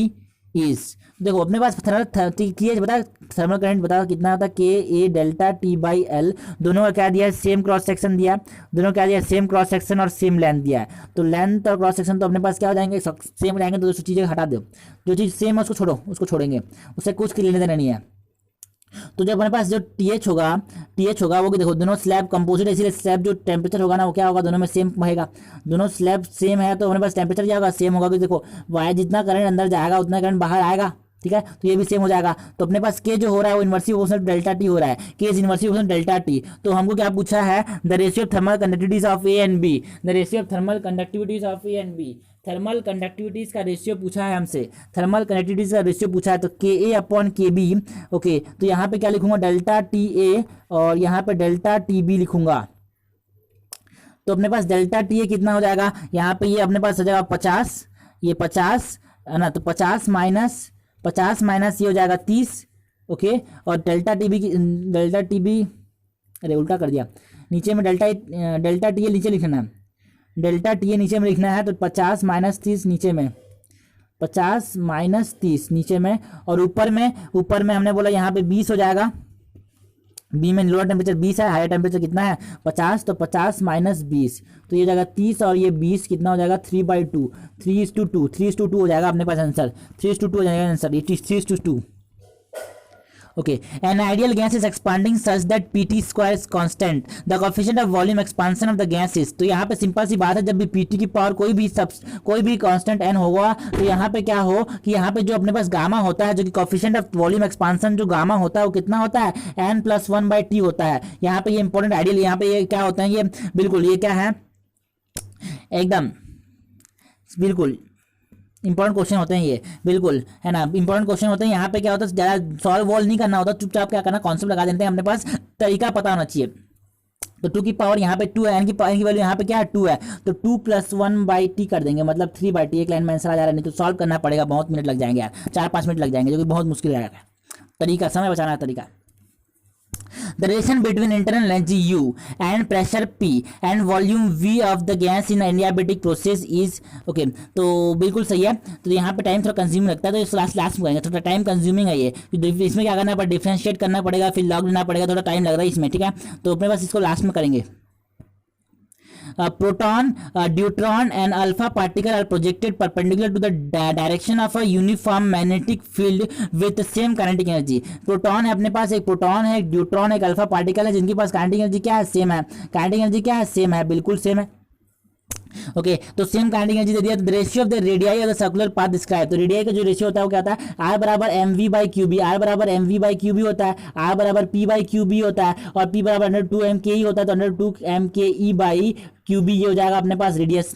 ठीक है। तो अपने पास energy same है, अपने पास क्या करना है, अपने पास फिर √m/q का सेम कर देना, मतलब √m/q का जो रेशियो होगा वही रेशियो होगा रेडियाई का। तो √m यहाँ पे लिखता हूँ √1/1, यहाँ पे √m क्या हो जाएगा, √m2 हो जाएगा अपने पास 1, यहाँ पे √m4 हो जाएगा अपने पास फिर 2, तो √1 का 1 हो जाएगा 1:2, 1:2 √2 और 2/2 1 हो जाएगा, 1:2 √2 1 ही हो जाएगा अपने पास answer. Okay electric charge Q is uniformly distributed over a rod of length L। The rod is displaced parallel to a long wire carrying a current I। अपने पास क्या है, एक चार्ज है Q जिसको डिस्ट्रीब्यूट कर दिया एक लॉन्ग रॉड में over a rod of length L। एक अपने पास रॉड है सर जिसका लेंथ कितना दिया है L, जिसका लेंथ कितना दिया है L, इसको इसमें करंट इसमें चार्ज दे दिया Q। ओके हमने बोला the rod is placed parallel to a long wire carrying a current I। एक रॉड है जिसके मतलब वायर इसके पास करंट जिसमें I कैरिंग फ्लो रहा है, ये लॉन्ग है मतलब इनफाइनेटली लॉन्ग है। Okay the separation between the rod and the wire, इस दोनों के बीच में जो सेपरेशन है वो ये दे दिया है। The find the force needed to move the rod along its length with velocity v। इसको आगे v वेलोसिटी से भेजने के लिए जो फोर्स चाहिए वो कितना चाहिए। देखो पहली बात तो जो मैग्नेटिक फील्ड होगा यहाँ पे जो ये फोर्स होगा ना, यहाँ पे वायर पे फोर्स लगेगा, क्योंकि देखो लॉरेंस फोर्स जो होता है, लॉरेंस फोर्स क्योंकि कोई भी चार्ज पॉइंट मतलब कोई भी चार्ज अगर मैग्नेटिक फील्ड में मूव करेगा तो उस पर फोर्स लगेगा, मैग्नेटिक मतलब magnetic component of Lorentz force, जो कि क्या होता है QVB होता है ना, QVB ना Q मतलब QV cross B, more accurately मैंने बोला तो सर मैग्नेटिक फोर्स जो होगा है ना वो कितना होगा Q into V cross B होगा, ये हो गया magnetic component of Lorentz force. Okay तो हमको पता होना चाहिए कि इस पॉइंट पे मैग्नेटिक फील्ड कितना है। इस पॉइंट पे अगर हमने मैग्नेटिक फील्ड निकाल दिया तो जब इस पॉइंट में मैग्नेटिक फील्ड निकाल लेंगे तो फिर क्या हो जाएगा, उसको डाल देंगे यहाँ पे, और चार्ज को पता है Q और इसकी वेलोसिटी दे दी, सब चीज दे दी थी अपने पास। क्या है, फोर्स निकाल लेते हैं, फोर्स बराबर Q इंटू V, और B हो जाता है लॉन्ग इनफाइनाइट वायर की वजह से कितना होता है magnetic field, long infinite wire से मैग्नेटिक फील्ड कितना होता है, लॉन्ग इनफाइनाइट वायर से मैग्नेटिक फील्ड जो होता है ना, लॉन्ग इनफाइनाइट वायर की वजह से मैग्नेटिक फील्ड होता है म्यू0I/2πr जो होता है वो मैग्नेटिक फील्ड होता है, किसी वजह से म्यू0I/2πr जो होता है वो मैग्नेटिक फील्ड होता है ड्यू टू लॉन्ग मतलब इनफाइनाइट लॉन्ग वायर, जो कि बात हो चुकी है, पहले भी क्वेश्चन आ चुका दो बार बार्ट-सावर्त लॉ से क्वेश्चन आया है, दो बार बिल्कुल रेमंड्स बिल्कुल क्या था, रिडबर्ग फार्मूला से दो बार क्वेश्चन आया है, दो बार रिडबर्ग फार्मूला से और दो बार लॉरेंस मतलब एक बार लॉरेंस फोर्स से, दो बार लॉरेंस फोर्स से आया है, दो बार लॉरेंस फोर्स से आ गया, दो बार रिडबर्ग फार्मूला से आ गया, दो बार बार्ट-सावर्त से आ गया, ये अपने पास देखा गया अभी तक। तो अपने पास Q V क्रॉस B, तो B कितना हो गया, इतना हो गया, तो Q जो फोर्स हो जाएगा मैग्नेटिक वो क्या हो जाएगा Q V, B हो जाएगा म्यू0I/2πr। ये अपने पास कौन सा ऑप्शन है यार, 2 नीचे में और ये हो जाएगा ए क्या दिया अपने पास, आर की वैल्यू कितनी दी है, आर की वैल्यू ये दी है, तो यहाँ पे ये हो जाएगा answer number 1। Okay, an object moving with a speed of 6.25 meter per second is deaccelerated at a rate given by dv/dt equals to -2.5 √v, where v is the instantaneous speed, the time taken by the object to come to rest। हमको बोला है dv/dt की value कितनी दी है, dv/dt की value अपने कितनी दी है, माइनस में दिया माइनस हमेशा जो होगी ना एक साथ एक जैसे लोग एक जैसे को पसंद करते हैं, इसीलिए हमारे पास जो √v है ना, अगर हमको √v को ले जाना है तो इधर ले जाओ, ये √v जो होता है ना वो v को ही पसंद करता है, तो उसको dv/√v लिखेंगे, dv/√v करेंगे। अब देखो इसको क्या करेंगे, इंटीग्रेट करना पड़ेगा, देखो अपने पास क्या है कि अपने पास क्या करना है, अपने को the time taken by the object to come to rest, मतलब वो जो 6.25 से अब चल रहा था उस पे एक एक्सेलरेशन ऐड किया है, कोई एक्सेलरेशन ऐड कर रहा है ये वाला, अब ये क्या कर रहा है 6.25 से जीरो लाना है, तो कितना समय लगा, जो समय कितना लगा देखो, अब यहाँ पे एक्सेलरेशन जो है वेरी कर रहा है यार, एक्सेलरेशन जो है टाइम के साथ वेरी कर रहा है, इसलिए हम इक्वेशन ऑफ मोशन नहीं लगा सकते, क्योंकि इक्वेशन ऑफ मोशन तो तभी लगा सकते हैं जब क्या हो, एक्सेलरेशन कांस्टेंट हो, इक्वेशन ऑफ मोशन तो तभी लगा सकते हैं जब एक्सेलरेशन कांस्टेंट हो, तो यहाँ पे एक्सेलरेशन क्या कांस्टेंट है क्या, नहीं सर एक्सेलरेशन तो वेरी कर रहा है, तो यहाँ पे क्या करना पड़ेगा, इंटीग्रेशन करना पड़ेगा सर, ओके इंटीग्रेशन करना पड़ेगा, क्या करना पड़ेगा, इंटीग्रेशन करना पड़ेगा, बिल्कुल इंटीग्रेट कर देते हैं। अच्छा तो इंटीग्रेट करने से क्या हो जाएगा, यहाँ पे इंटीग्रेट करेंगे, लिमिट लगा दो पहले, तो चलो इसको लिमिट है ना, DV by V DV by B, okay DV by V DV by V DV by V, okay यहाँ पे हो जाएगा -2.5, ओके माइनस ओके 2.5 और डी टी, इंटीग्रेट करेंगे 6.25 से जीरो तक, और ये हो जाएगा डी टी 0 से टी तक, ओके तो यहाँ पे जब रूट वी है नीचे में, तो यहाँ पे जब वी -1/2 + 1 ऊपर ले गया तो -1/2 आया, -1/2 + 1 जब इंटीग्रेट कर दिया, ओके इंटीग्रेट कर दिया तो यहाँ पे 6.25 और ये 0, 6.25 और ये 0 बराबर -2.5 इंटू टी, ओके तो क्या हो जाएगा यहाँ पे कितनी वैल्यू हो जाएगी, माइनस ओके वी की पावर 1/2 बाई -1 मतलब +1/2 मतलब 2 ऊपर में -2.5 और इंटू टी, ओके तो अपने पास ये कितना जा रहा है, ये कितना जा रहा है अपने पास, ये आ रहा है अपने पास टू रूट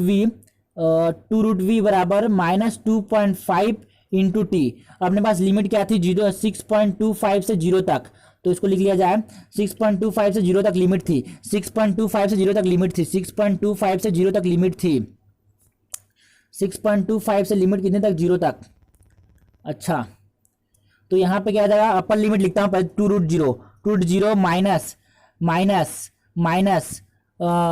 2√6.25 बराबर -2.5 इंटू टी, ये 0 हो जाए, तो अपने पास जब मैंने अंदर ले 2 को तो क्या हो जाएगा 4 हो जाएगा, तो -106.25 इंटू 4 कितना हो जाएगा 25 बराबर -2.5 इंटू टी, माइनस कैंसिल, 125 कितना होता है 125 है, 25.5 नहीं है यहाँ पे, 25.5 नहीं है यहाँ पे, 25 है और यहाँ पे 2.5 है, यहाँ पे 25 है यहाँ पे 2.5 है, बिल्कुल यहाँ पे 25 है यहाँ पे 2.5 है, तो ठीक है ना, तो यहाँ पे 5/2.5 आ जाएगा आंसर अपने पास, 5/2.5 टाइम आ जाएगा, ठीक है ना, टाइम कितना आ जाएगा 5/2.5 दैट इज 10/5 मतलब 10/5 मतलब 2 सेकेंड, टाइम कितना आ जाएगा 2 सेकेंड आ जाएगा, टाइम कितना आ जाएगा 2 सेकेंड आ जाएगा, टाइम कितना आ जाएगा 2 second, 2 second as a time. A body is thrown up with a speed u at an angle of projection theta, एक बॉडी को ऊपर फेंका, ओके कितनी स्पीड से, u स्पीड से फेंका, कितनी एंगल पे फेंका, थीटा एंगल पे फेंका, okay if the speed of the projectile become u/√2, u/√2 कहाँ पे हो जा रहा है, on reaching the maximum height, u/√2 on reaching the maximum height, बिल्कुल, then the maximum vertical height attain by the projectile, अपने को अगर एच मैक्स निकालना है, ये एच मैक्स की वैल्यू अपने को निकालनी है, ये एच मैक्स की वैल्यू अपने को निकालनी है, ठीक है, तो एच मैक्स की वैल्यू निकालनी है, तो देखो यहाँ पे अगर ये √2 हो जा रहा है, तो यहाँ पे इनिशियली क्या होगा, यहाँ पे u/√2 होगा, तब तो यहाँ पे u2 होगा, क्योंकि यहाँ पे जो हॉरिजॉन्टल जो कंपोनेंट होता है वेलोसिटी का वो चेंज नहीं होता, वहाँ पे कोई एक्सेलरेशन ही नहीं होता, मोशन द ग्रेविटी में, मतलब प्रोजेक्टाइल मोशन में, यहाँ पे बता रहा हूँ projectile ground to ground projectile में, ठीक है, तो यहाँ पे u2 मतलब यहाँ पे u/√2 मिल रहा है, मतलब थीटा कितना हुआ होगा 45 होगा, तब तो उसको कॉस करके 1/√2 मिलेगा, है ना, तो यहाँ पे भी यहाँ पे मतलब u/√2 यहाँ पे 45 यहाँ पे 45, मतलब इसका जो y कंपोनेंट वो भी कितना होगा u/√2 होगा, तो अपने पास जो hmax होता है वो कितना होता है, hmax का जो फॉर्मूला होता है वो होता है uy²/2g, uy²/2g, y component only, y component ही hmax को कंट्रीब्यूट करेगा, तो अपने पास y का जो कंपोनेंट है वो कितना आ गया, u/√2 कंपोनेंट आ गया, y/√2 आ गया, y/√2 into g 2g, okay 4g नहीं 2g, तो अपने पास कितना आ गया जी u²/4g आ गया जी, तो u²/4g आ गया, अपने पास क्या आ गया, ये अपने पास hmax आ गया यार, u²/4g आ गया आंसर। नेक्स्ट चलो, A block of mass m is placed on a smooth wedge of inclination theta, एक ब्लॉक रख दिया सर, वेज पे रख दिया, एक ब्लॉक को वेज पे रख दिया ब्लॉक को, ओके इंक्लाइनेशन बताओ यार थीटा, इसका मास है स्मॉल एम, बिल्कुल सही। और स्मूथ वेज है तो inclination theta, the whole system is accelerated horizontally. Suppose मैंने, है ना, बिल्कुल सपोज मैंने एक्सीलरेट कर दिया ए एक्सीलरेशन से, so that the block does not slip on the ways, the force exerted by the ways on the block. तो जो फोर्स है इस ब्लॉक मतलब ब्लॉक पे किसकी तरह, वेज की तरह, मतलब नॉर्मल फोर्स की बात कर रहा है। ये जो वेज होगा, ये जो वेज है, ये वेज जो होगा इस ब्लॉक पे फोर्स कितना लगाएगा, नॉर्मल लगाएगा। तो नॉर्मल निकालना है, मतलब है ना, ब्लॉक मतलब नॉर्मल निकालना है अपने को, मतलब नॉर्मल निकाला है। तो नॉर्मल क्या करो, एबीडी बना लो। चलो एबीडी बनाते हैं। अपने पास एक्सेलरेशन जो होगा, एक्सेलरेशन बिल्कुल, इधर मैंने बोला ये जो है ना ए, इसको मैंने सुडो फोर्स लगा दिया क्योंकि एक्सेलरेशन जो बाहर का, तो इसको सुडो फोर्स लगा दिया। एम ए इधर, ये नीचे लगेगा एम जी, नीचे एम जी होगा, ये वाला थीटा हो जाएगा। तो ये जाएगा अपने पास जब कंपोनेंट करेंगे, तो ये आ जाएगा एम जी कॉस थीटा, और इधर वाला एम जी साइन थीटा, ये वाला एंगल थीटा, तो 90 माइनस थीटा हो जाएगा। ये वाला भी थीटा हो जाएगा। ये जब थीटा हो गया तो ये वाला इधर वाला component m a cos theta हो जाएगा, और इधर वाला क्या हो जाएगा, M a sine theta.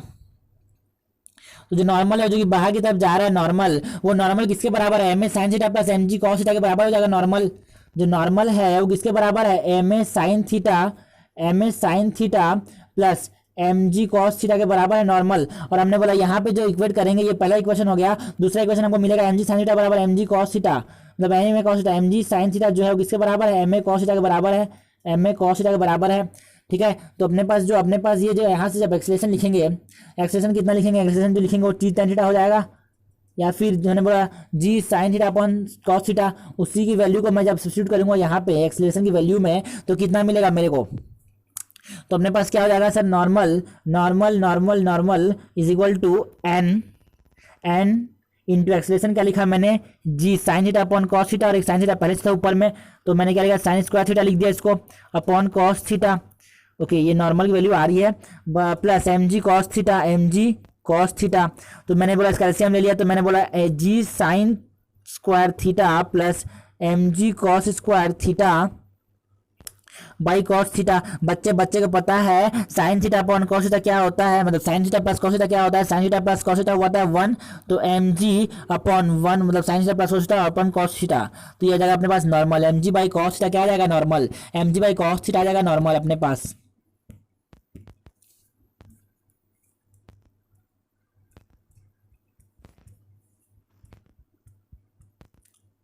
A pendulum bob of mass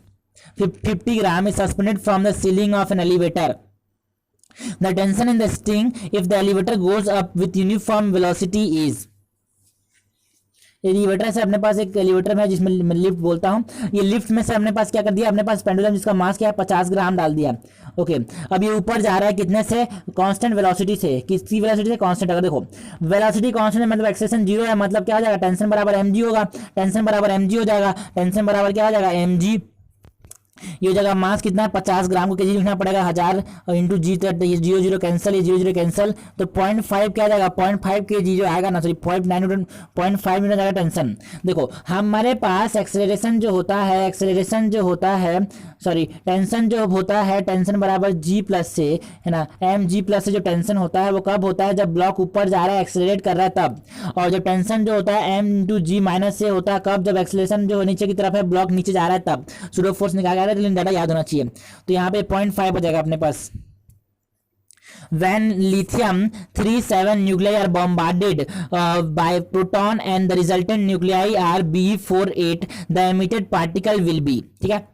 emitted particle पूछा है हमसे। तो अपने पास क्या किया, Li37 को क्या किया, बॉम्बार्ड किया प्रोटॉन के साथ, प्रोटॉन मतलब H11 हाइड्रोजन, है ना। तो ये क्या मिल रहा है अपने, क्या मिल रहा है अपने पास, सपोज बी मिल रहा है B और 8 अपॉन उसके साथ क्या मिल रहा है बोला, तो सपोज X मिल रहा है कुछ, इसका एटॉमिक नंबर N है, A है, Z है, एटॉमिक मास, ठीक है, एटॉमिक नंबर उल्टा कर दिया ना, चलो एटॉमिक नंबर Z है और मास है A। ओके, तो सपोज हमने बोला चलो मास कंजर्वेशन कर लेते हैं। मास कंजर्वेशन मतलब 3 इधर भी है, 3 + 1 बराबर 4 प्लस एक्स का मास कितना है, एक्स का मास कितना है, एक्स का मास 0 है। ये गया मास कंजर्वेशन से, एन ना सॉरी ये तो सॉरी एटॉमिक नंबर कंजर्वेशन है, एटॉम कंजर्वेशन मैं क्या बोला था, एटॉमिक नंबर कंजर्वेशन किया, एटॉमिक नंबर कंजर्वेशन किया। और ऊपर मास कंजर्व कर लेते हैं, 7 + 1 बराबर 8 + x, एक्स जो आ रहा है वो कितना आ रहा है 0, मतलब जो मास है पार्टिकल का वो भी 0 है और जो एटॉमिक नंबर है वो भी 0 है, मतलब इसी पर सिर्फ फोटोन हो सकता है जिसका मास भी 0, जिसका एटॉमिक नंबर भी 0, क्योंकि फोटोन है सर, क्योंकि गामा फोटोन जो है ना, गामा फोटोन एक फोटोन है, फोटोन का मास भी 0 होता है, रेस्ट मास 0 होता है और उसकी एटॉमिक नंबर भी 0 होती है, एटॉमिक नंबर बिल्कुल। In photolytic experiment if both the intensity and the frequency of the incident light are double then the saturation photo electric current will be. तो देखो अपने पास जो फोटोलिटिक एक्सपेरिमेंट होता है उसमें both intensity and the frequency of incident light double, intensity और अपने पास frequency double कर दी दोनों। तो अपने पास जो इंटेंसिटी होती है सिर्फ और सिर्फ किस पर डिपेंड करता है, अपने पास जो सैचुरेशन करंट होता है, जो सैचुरेशन करंट होता है आई सेट, जो सैचुरेशन करंट होता है सिर्फ और सिर्फ इंटेंसिटी पे डिपेंड करता है, और जो काइनेटिक एनर्जी मैक्सिमम होता है सिर्फ और सिर्फ फ्रीक्वेंसी पे डिपेंड करता है। तो यहाँ पे पूछा है कि जो सैचुरेशन करंट होगा, जो सैचुरेशन फोटोइलेक्ट्रिक करंट होगा वो कितना गुना हो जाएगा, काइनेटिक एनर्जी को डबल किया उसको कोई इफेक्ट ही नहीं देखने को मिलेगा, जो सिर्फ और सिर्फ जो इंटेंसिटी को डबल किया उसी का इफेक्ट देखने को मिलेगा, इंटेंसिटी को डबल किया तो अपने पास सैचुरेशन करंट भी क्या हो जाएगा, डबल हो जाएगा, फ्रीक्वेंसी का इफेक्ट देखने को मिलेगा ही नहीं, ये डबल हो जाएगा।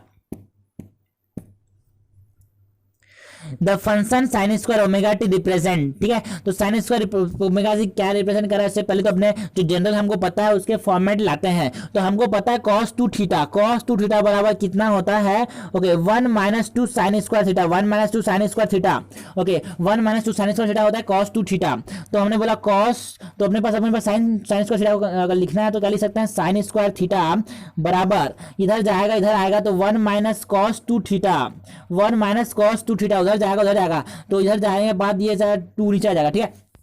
तो इधर जाने के बाद 1 - cos 2 theta upon two, okay. तो अपने पास जो यहाँ से जो ओमेगा आएगा, ओमेगा कितना आ जाएगा 2 ओमेगा, क्योंकि थीटा का टर्म क्या आ रहा है 2 आ रहा है, तो ओमेगा क्या आएगा 2 ओमेगा, जो आएगा कितना ओमेगा 2 ओमेगा आ जाएगा, ओमेगा कितना आ जाएगा 2 ओमेगा आ जाएगा। तो हमको पता है टाइम पीरियड जो होता है कितना होता है 2 पाई बाई ओमेगा, और ओमेगा यहाँ पे क्या है 2 ओमेगा, तो 2 पाई बाई 2 ओमेगा, तो अपने पास टाइम पीरियड क्या आ जाएगा पाई बाई ओमेगा। सिंपल सी बात है, जब साइन स्क्वायर का फंक्शन हो तो आधा कर देना, जब साइन स्क्वायर का फंक्शन हो तो आधा कर देना क्या को, जब साइन स्क्वायर का फंक्शन तो आधा कर देंगे किसको, टाइम पीरियड को, टाइम पीरियड को आधा कर देंगे, जितना आता होगा कि नॉर्मल में जितना आता होगा उसका आधा कर देंगे, साइन स्क्वायर का फंक्शन है तो बिल्कुल, तो आधा कर दिया, अपने पास टाइम पीरियड आ जाएगा। अब बताना है कि ये पीरियोडिक है कि नहीं है। देखो सिंपल हार्मोनिक मोशन, मोशन दो तरह के होते हैं, मोशन दो तरह के होते हैं यार, हमने बोला एक तो होता है पीरियोडिक मोशन, एक तो होता है ऑसिलेटरी मोशन, एक तो होता है पीरियोडिक मोशन, एक तो होता है ऑसिलेटरी मोशन। हमने बोला पीरियोडिक मोशन होता है, ऑसिलेटरी मोशन होता है। पीरियोडिक मोशन का मतलब है ऐसा मोशन जो कि अपने आप को एक रेगुलर इंटरवल ऑफ टाइम के बाद रिपीट करे, अपने आप को अगर एक रेगुलर इंटरवल टाइम कोई भी मोशन रिपीट कर रहा है तो क्या कहेंगे, पीरियोडिक मोशन, जो कि रिपीट करता है इटसेल्फ, रिपीट इटसेल्फ, ये इंपॉर्टेंट लाइन है, एक लाइन आती है रिपीट इटसेल्फ। जैसे कि मोशन किसका, अर्थ का किसके अराउंड, मैंने बोला सन के अराउंड एक ऐसा मोशन होता है, पीरियोडिक मोशन होता है, एक साल के बाद फिर से वैसा मोशन रिपीट करता है। हमने बोला घड़ी का कांटा 1 मिनट के बाद फिर से रिपीट करता है, मैंने सेकंड हैंड की बात कर रहे हैं, तो अपने पास वो क्या कर रहा है, पीरियोडिक मोशन कर रहा है। लेकिन ऑसिलेटरी मोशन का मतलब टू एंड फ्रो मोशन, आगे पीछे हो रहा है अबाउट अ फिक्स्ड पॉइंट, जिसको हम क्या बोलते हैं, मीन पोजीशन या फिर इक्विलिब्रियम पोजीशन बोलते हैं, इसको ऑसिलेटरी मोशन बोलेंगे। टू एंड फ्रो मोशन आता है ऑसिलेटरी मोशन, और ऑसिलेटरी मोशन को ही हम क्या बोलते हैं, हार्मोनिक मोशन भी बोलते हैं, और इसमें सबसे सिंपलेस्ट के साथ है वो सिंपल हार्मोनिक मोशन होता है। एक बहुत इंपॉर्टेंट लाइन ये है कि all periodic motion, no all oscillatory motion are periodic motion but all periodic motion are not oscillatory, क्योंकि कुछ पीरियोडिक मोशन जो होते हैं, जैसे कि सन जो है, सॉरी अर्थ जो है सन के अराउंड जो घूम रहा है वो एक पीरियोडिक मोशन तो है, लेकिन ऑसिलेटरी मोशन नहीं है, कोई भी फिक्स पॉइंट, कोई भी मेन पोजीशन देखने को नहीं मिलेगा। तो हमने बोला यहां पे क्या होगा, ये पीरियोडिक तो होगा लेकिन एसएचएम नहीं होगा, it is a periodic but not SHM. A particle execute a simple harmonic motion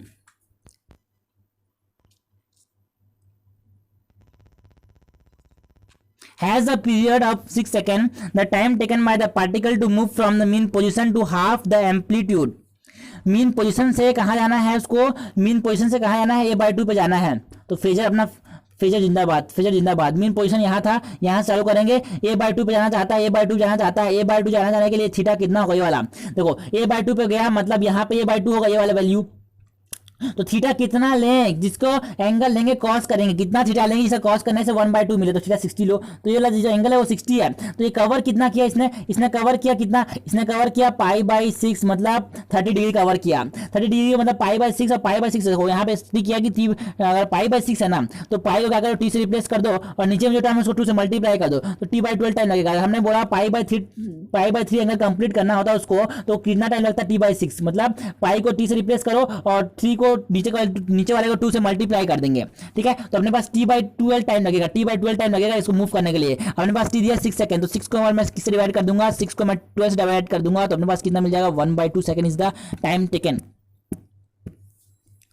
अच्छा, a metal surface of work function 1.07 electron volt is irradiated with a light of wavelength 332 nanometer. The irradiating potential required to stop the escape of the photoelectron is, है ना, photoelectron के escape को मैंने मतलब photoelectron जो निकल रहे हैं उसको रोकने के लिए कितना पोटेंशियल लगाना पड़ेगा, उसे क्या कहेंगे स्टॉपिंग पोटेंशियल। हम स्टॉपिंग पोटेंशियल जानते हैं कितना होता है EV0 बराबर हमने पता है ना एनर्जी माइनस फाई, और एनर्जी कितना हो जाएगा 12400 अपॉन 3320, ये जीरो कैंसल। ओके तो यहाँ पे कितना हो जाएगा 3 1 जा, ये 3 3 जा आएगा 3 पॉइंट, और अपने पास कितना बचेगा फिर थोड़ा सा ज़्यादा ही आएगा ना, मतलब ना 8 या फिर 6 के आसपास आएगा, थोड़ा ज़्यादा अगर 50 से तो 3.5 ज़्यादा आएगा, 3.5 से ज़्यादा जाएगा। अगर 3.5 से ज़्यादा आया और उसमें मैंने 1 माइनस किया तो 2.5 के आसपास, देखो 2.5 के आसपास एक ही है अपने पास, तो दिमाग कर लेंगे। When radiation is incident, देखो यहाँ पर 3.7 के आसपास आएगा, तो 3.7 माइनस 1.01 तो ये जाएगा 2.66 ये। अच्छा, when radiation is incident on a photoelectron emitter, the stopping potential is found to be V0 दे दिया stopping potential 9 volt, okay। if the E/m of electron is दे दिया अपने पास, E/m दे दिया, stopping potential दे दिया, E/m दे दिया, okay। the maximum velocity of ejected electron is, तो हमने को पता है काइनेटिक एनर्जी मैक्सिमम जो होती है वो कितनी होती है E/V0 की जितनी होती है, kinetic energy maximum half mv² और E, और ये हो जाएगा V0 दे दिया 9, तो हमको पता है v² बाय, इसको लिखूंगा 2 इंटू E/m को हमको बता दिया है, E/m इसको मैं को इधर ले आया और इंटू 9, ओके। तो हमको 2 इंटू 9 मतलब 18 का मतलब 18 जो v² है किसके बराबर है 18 इंटू 1.8 इंटू 10⁻11। तो यहाँ पे इसको मैंने जब पॉइंट हटा दिया तो यहाँ पे 10 आ जाएगा, 18 का अंडर जब मैं लूंगा तो कितना हो जाएगा 18, 10 का अंडर लूंगा तो 5, 18 10⁻5 मतलब इसको 1.8 इंटू 10⁻6 लिख सकता हूँ, बिल्कुल लिख सकता हूँ। तो 1.6 इंटू 10⁻6 आ जाएगा आंसर, ये वाला D. Okay, the length of elastic string obeying Hooke's law is L1 meter when the tension is 4 Newton and L2 meter when the tension is 5 Newton. The length in meter when the tension is 9 Newton is, जब length कितना हो, मतलब length पूछा गया है, length किसमें Newton में कितना हो, जब मतलब लेंथ मीटर में कितना हो जब न्यूटन टेंशन है 9 न्यूटन। देखो अपने पास क्या पता डेल्टा एल जो होता है ना change in the length, okay ये होता है FL/AY, ये यंग्स मॉडुलस से क्वेश्चन आ गया, एंड FL/AY फ्लाई, FL/AY होता है, ठीक है। ओके तो यहाँ पे क्या है, यहाँ पे लेंथ, ओके हमने को पता है FL/AY, डेल्टा एल बराबर FL/AY,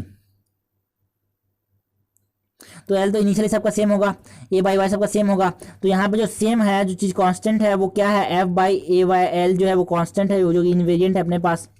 तो F मतलब टेंशन। तो यहाँ पे जो पहला वाला है, पहले वाले केस में क्या होगा, मैं लिख सकता हूँ यहाँ पे 4 बाई है ना, सपोज इनिशियल लेंथ L0 थी, initial length suppose unstretched length जो थी वो L0 थी, suppose unstretched length initial length मैंने बोला जैसे अनस्ट्रेच्ड लेंथ मैं बोलता हूँ वो L0 था, तो अपने पास जो 4 बाई डेल्टा एल जो होगा वो कितना होगा L1 माइनस L0 बराबर 4 बाई L1 माइनस L0 बराबर 5 बाई L2 माइनस L0 बराबर 9 बाई, सपोज L3 हो गया स्ट्रेच करके, L3 हमको निकालना है L0, तो देखो अपने पास सबसे पहले तो L0 की वैल्यू निकाल लेते हैं, फिर उसको सब्स्टिट्यूट कर देंगे और फिर अपने पास इस वैल्यू में सब्स्टिट्यूट कर देंगे तो अपने पास आंसर जाएगा, ठीक है। L0 की वैल्यू पहले निकाल लेते हैं L1 और L2 के टर्म में। तो सबसे पहले तो क्या करना है अपने पास, ये वाला इक्वेशन का काम लेते हैं अपने पास। तो जब हमने इसको इक्वेशन काम को इस दोनों का काम ले लिया, मैं यहाँ पे इसको काम लेता हूँ, तो ये जाएगा 4L1 माइनस नहीं नहीं, 4L2 है, 4L2 है, 4L2, 4 into L2 minus L0 बराबर 5L1 माइनस L0। ओके, तो 4L2 माइनस 4L1 बराबर 5L1 माइनस 5L0। यहाँ पे ये L0 है, ये L0 है, नॉट L1। ठीक है, तो अपने पास इधर जाएगा, इधर आएगा, तो जब मैं इसको इधर जाऊँगा कितना जाएगा, ये L0 बराबर 5L1 माइनस 4L2, इधर जाने पे प्लस हो जाएगा इसीलिए। तो यहाँ पास L0 की वैल्यू आ गई। अब जब L0 की वैल्यू आ गई तो इसको क्या करता हूँ मैं, यहाँ पे इन दोनों को मैं इक्वेट करता हूँ, क्या करता हूँ, इन दोनों को इक्वेट करता हूँ, इन दोनों को इक्वेट करता हूँ। ठीक है, तो अपने पास क्या हो जाएगा, L0 की वैल्यू कितनी आ गई, L0 की वैल्यू अपने पास आ गई है, L0 की वैल्यू आ गई 5L1 माइनस 4L2। तो क्या करेंगे, 5/L2 माइनस L0 जो है कितना आ रहा है, 5L1, तो 5L1 आ रहा है L0, तो 5L1, अब माइनस माइनस क्या कर लूँगा, प्लस कर दूंगा, तो प्लस 4L2 बराबर 9/L3 माइनस L0 की वैल्यू कितनी आ रही है, माइनस करूंगा तो माइनस, तो 5L1 minus minus plus 4L2, उधर जाएगा 5L3 बराबर 5×25, 5L3 minus 25L1 plus 20L2 बराबर ये हो जाएगा 9L2 minus 45L1 plus 36L2, ये आ गया अपने पास। तो क्या किया जाए, अब हमने बोला इसको चलो सॉल्व किया जाए।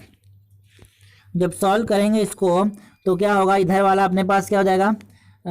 ये L3 है, इधर L3 को कौन है, L3 एक ही साइड है, तो 5L3 जो होगा वो किसके बराबर आएगा, उसको मैंने L1 को उधर ले गया, तो ये हो जाएगा माइनस 45L1, मतलब L2 क्या लगता हूँ मैं, L2 इधर 9 है, यहाँ पे ये है, तो 45 हो जा रहा है, मतलब L2 कितना है 45 है ना, 45L2 माइनस 20L2 और इधर पे माइनस 45L1 है प्लस 25L1 इधर से आ गया,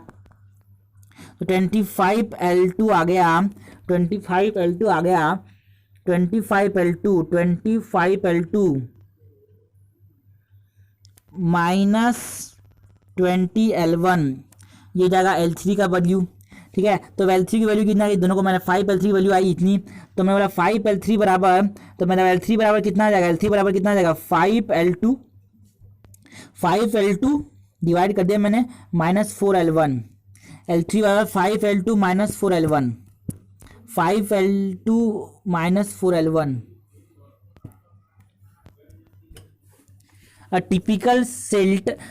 particle of radius दे दिया है 20 micrometre is on the top of the lake water, density दे दी, इसकी डेंसिटी दे दी, इसकी रेडियस दे दिया, इसका डेंसिटी दे दिया, रेडियस दे दिया इसका, ओके इसका क्या दे दिया, रेडियस दे दिया, इसका रेडियस दे दिया है, इसका रेडियस दे दिया है, इसका रेडियस दे दिया है, इसका डेंसिटी दे दिया है, density of the body and the viscosity of the lake water दिया है, viscosity of the lake water मतलब नीटा दे दिया है, and density of the water दे दिया, density of the water, okay and if the lake is still the terminal speed with which the particle hits the bottom of the lake। ठीक है, terminal speed हम जानते हैं vt कितना होता है 2/9 r square rho of the body, r square g rho of the body minus rho of the liquid upon नीटा नीचे में है ना, तो 2/9 r square g rho of the body minus rho of the liquid होता है terminal velocity. तो क्या करना है, वैल्यू डालना है अपने पास 2/9 vt बराबर 2/9 इंटू r स्क्वायर कितना हो जाएगा अपने पास है ना, vt बराबर 2/9 r स्क्वायर डेंसिटी है ना 20 इंटू 10 टू द पावर -6 का होल स्क्वायर है ना, into g 10 into density of body minus density of liquid, तो 2000 माइनस 1000 आ जाएगा ऊपर में, अपॉन ये हो जाएगा जी हो गया अपने पास, अपॉन नीटा कितना दिया अपने पास 10 टू द पावर -3 पास्कल, क्योंकि हमको मिली में दिया, मिली में देते तो इतना हो जाएगा अपने पास, और ये हो जाएगा 2/9 200 का स्क्वायर 400, तो 400 इंटू मतलब लिखा मैंने 400 इंटू 10 टू द पावर 2 लिख दिया इंटू 10⁻⁻12 लिख दिया, इंटू 10⁻4 लिख दिया, अपॉन 10⁻³ लिख दिया। तो यहाँ से ये 6 चले जाएंगे, 10⁻6 आ जाएगा, यहाँ पे 10⁻³ आ जाएगा। तो ये आ जाएगा 4 टू जा 8/9, 8/9 मीटर पर सेकेंड, मतलब 8/9 मिलीमीटर पर सेकेंड आ जाएगा। 8/9 की वैल्यू कितनी होगी? 8/9 की वैल्यू आ जाएगी लगभग पॉइंट लगाऊंगा 0, तो 7 नहीं 0.8 है ना, तो 9 8 72 होता है ना, 9 8 72 होता है, 0.8 आ जाएगा, 0.87 आ जाएगा, 0.87। 9 9 81 तो 0.87 बिल्कुल सही है।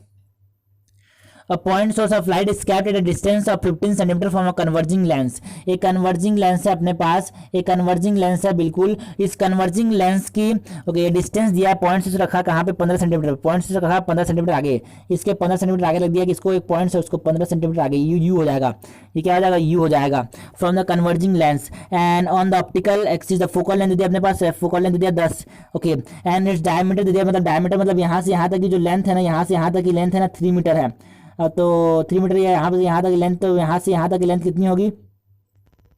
3 मीटर जगह पूरी 3 मीटर है बिल्कुल okay. Screen is placed on the other side of the lens. यहाँ पे लेंस के इधर साइड में स्क्रीन रखा गया है, कि स्क्रीन रखा गया है ना, स्क्रीन रखा गया है अपने पास एक इधर साइड में, इधर साइड में क्या रखा गया है? स्क्रीन रखा गया है ओके। ये स्क्रीन है अपने पास, कितना दूर है स्क्रीन, कितना दूर अपने पास स्क्रीन, कितना दूर है ये स्क्रीन है अपने पास, क्या ये स्क्रीन है बिल्कुल। तो उसको कहाँ रख दिया? 20 सेंटीमीटर दूर रखा है, 20 सेंटीमीटर दूर रखा है इसके, ठीक है sir okay. Then find the area of the illuminated part of the screen, ठीक है। तो अपने पास क्या होगा? यहाँ से लाइट ले जाएगा, यहाँ पे टकराएगा, फिर ऐसे ले जाएगा, यहाँ पे ऑब्जेक्ट बनाएगा, यहाँ से लाइट जाएगा, यहाँ पे टकराएगा, ऐसे ले जाएगा, यहाँ पे लाइट बनाएगा, तो एक सर्कुलर ऑब्जेक्ट बनेगा, एक सर्कुलर ऑब्जेक्ट बनेगा, ठीक है ना, एक सर्कुलर ऑब्जेक्ट बनेगा। तो क्या करना है अपने पास? पहले तो इस इमेज की डिस्टेंस निकाल लेते हैं। ये इमेज है अपने पास, ये ऑब्जेक्ट है, ये इमेज है, तो अपने पास इमेज की डिस्टेंस निकालने के लिए क्या करेंगे? अपने पास लेंस फॉर्म लगाएंगे, 1/f बराबर 1/v माइनस 1/u। तो 1/f कितना हो जाएगा? 1/f कॉन्वेक्स है तो +10, तो 1/v निकालना है ना, तो v निकालना, तो 1/v को एक साइड रख लेते हैं, 1/v को एक साइड रख लेता हूं मैं। तो 1/v बराबर कितना हो जाएगा? 1/f plus 1/u। 1/f कितना हो जाएगा? 10। 1/f कितना हो जाएगा? 10। 1/f कितना हो जाएगा? 10 ओके। 1/f टर्म हो जाएगा प्लस 1/u। u कितना होता है? u कितना? -15 दिया है, -15 -15 माइनस एलसीएम लेंगे, एलसीएम कितना आएगा? 30 आ जाएगा एलसीएम ओके। और यहाँ पे 3, यहाँ पे 2, 3 - 2 मतलब 1 आ जाएगा यहाँ पे। तो 1/v मतलब 1/v बराबर 130 आ रहा है, मतलब जो v आ रहा है 30 सेंटीमीटर, v कितना आ रहा है? 30 सेंटीमीटर आ रहा है, v 30 सेंटीमीटर आ गया। तो अपने पास मतलब यहाँ से जो यहाँ तक की दूरी है वो कितनी है? 30 सेंटीमीटर हो जाएगी, ठीक है ना, 30 सेंटीमीटर ओके बिल्कुल सही है। Find the area of the illuminated part of the screen. तो ये वाला का एरिया निकालना है, यहाँ से यहाँ तक एरिया निकालना है अपने को, ठीक है। तो अपने को पता है, देखो यहाँ से यहाँ तक का जो डिस्टेंस रहेगा कितना हो जाएगा? अपने को पूरा 3 है, तो यहाँ पे 1.5 हो जाएगा ये वाला। एक ये ट्राइंगल थीटा ले लेते हैं अपने पास, यहाँ पे ये क्या हो जाएगा? एक ट्राइंगल हो जाएगा अपने पास, एक ट्राइंगल ले ले ये वाला। तो यहाँ पे एक ट्राइंगल में अपने पास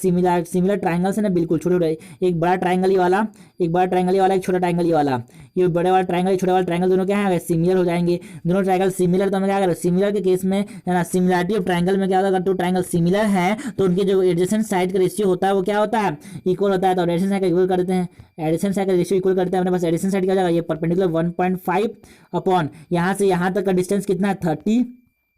बराबर ये वाला अपने निकालना है, ये वाला रेडियस हो जाएगा, इस जो स्पॉट होगा ना उसका रेडियस हो जाएगा ये वाला r मान लिया इसको। तो देखो अपने सर्कुलर बनेगा, स्पॉट जो होगा सर्कुलर बनेगा, अपने पास रेडियस मिलेगा r, और ये r निकालना है अपने को। और यहाँ से यहाँ तक डिस्टेंस क्या है? 30 है, 30 - 20 10 हो जाएगा। तो ये अपने पास कितना हो जाएगा? ये 1/2 जो रेडियस है वो कितना आ रहा है? रेडियस जो आ रहा है वो कितना आ रहा है? रेडियस जो आ रहा है ना उस स्पॉट का वो रेडियस 1/2 आ रहा है। और ये सर्कुलर इमेज बनेगी, यहाँ पे सर्कुलर इमेज बनेगी। तो रेडियस अगर 1/2 है तो उसका जो एरिया हो जाएगा, जो हमको क्या पूछा है? Find the area. एरिया पूछा अपने को πr², πr² मतलब 1/4, तो πr² मतलब π/4 आ जाएगा अपने पास centimetre square area okay.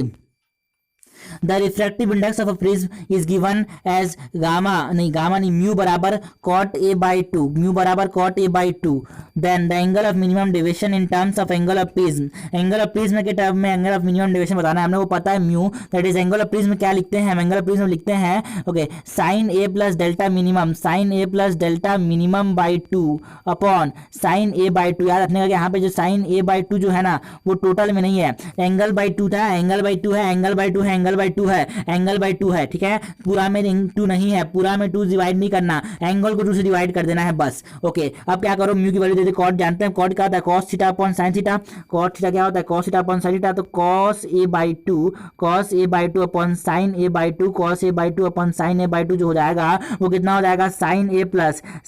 Plus delta minimum by two upon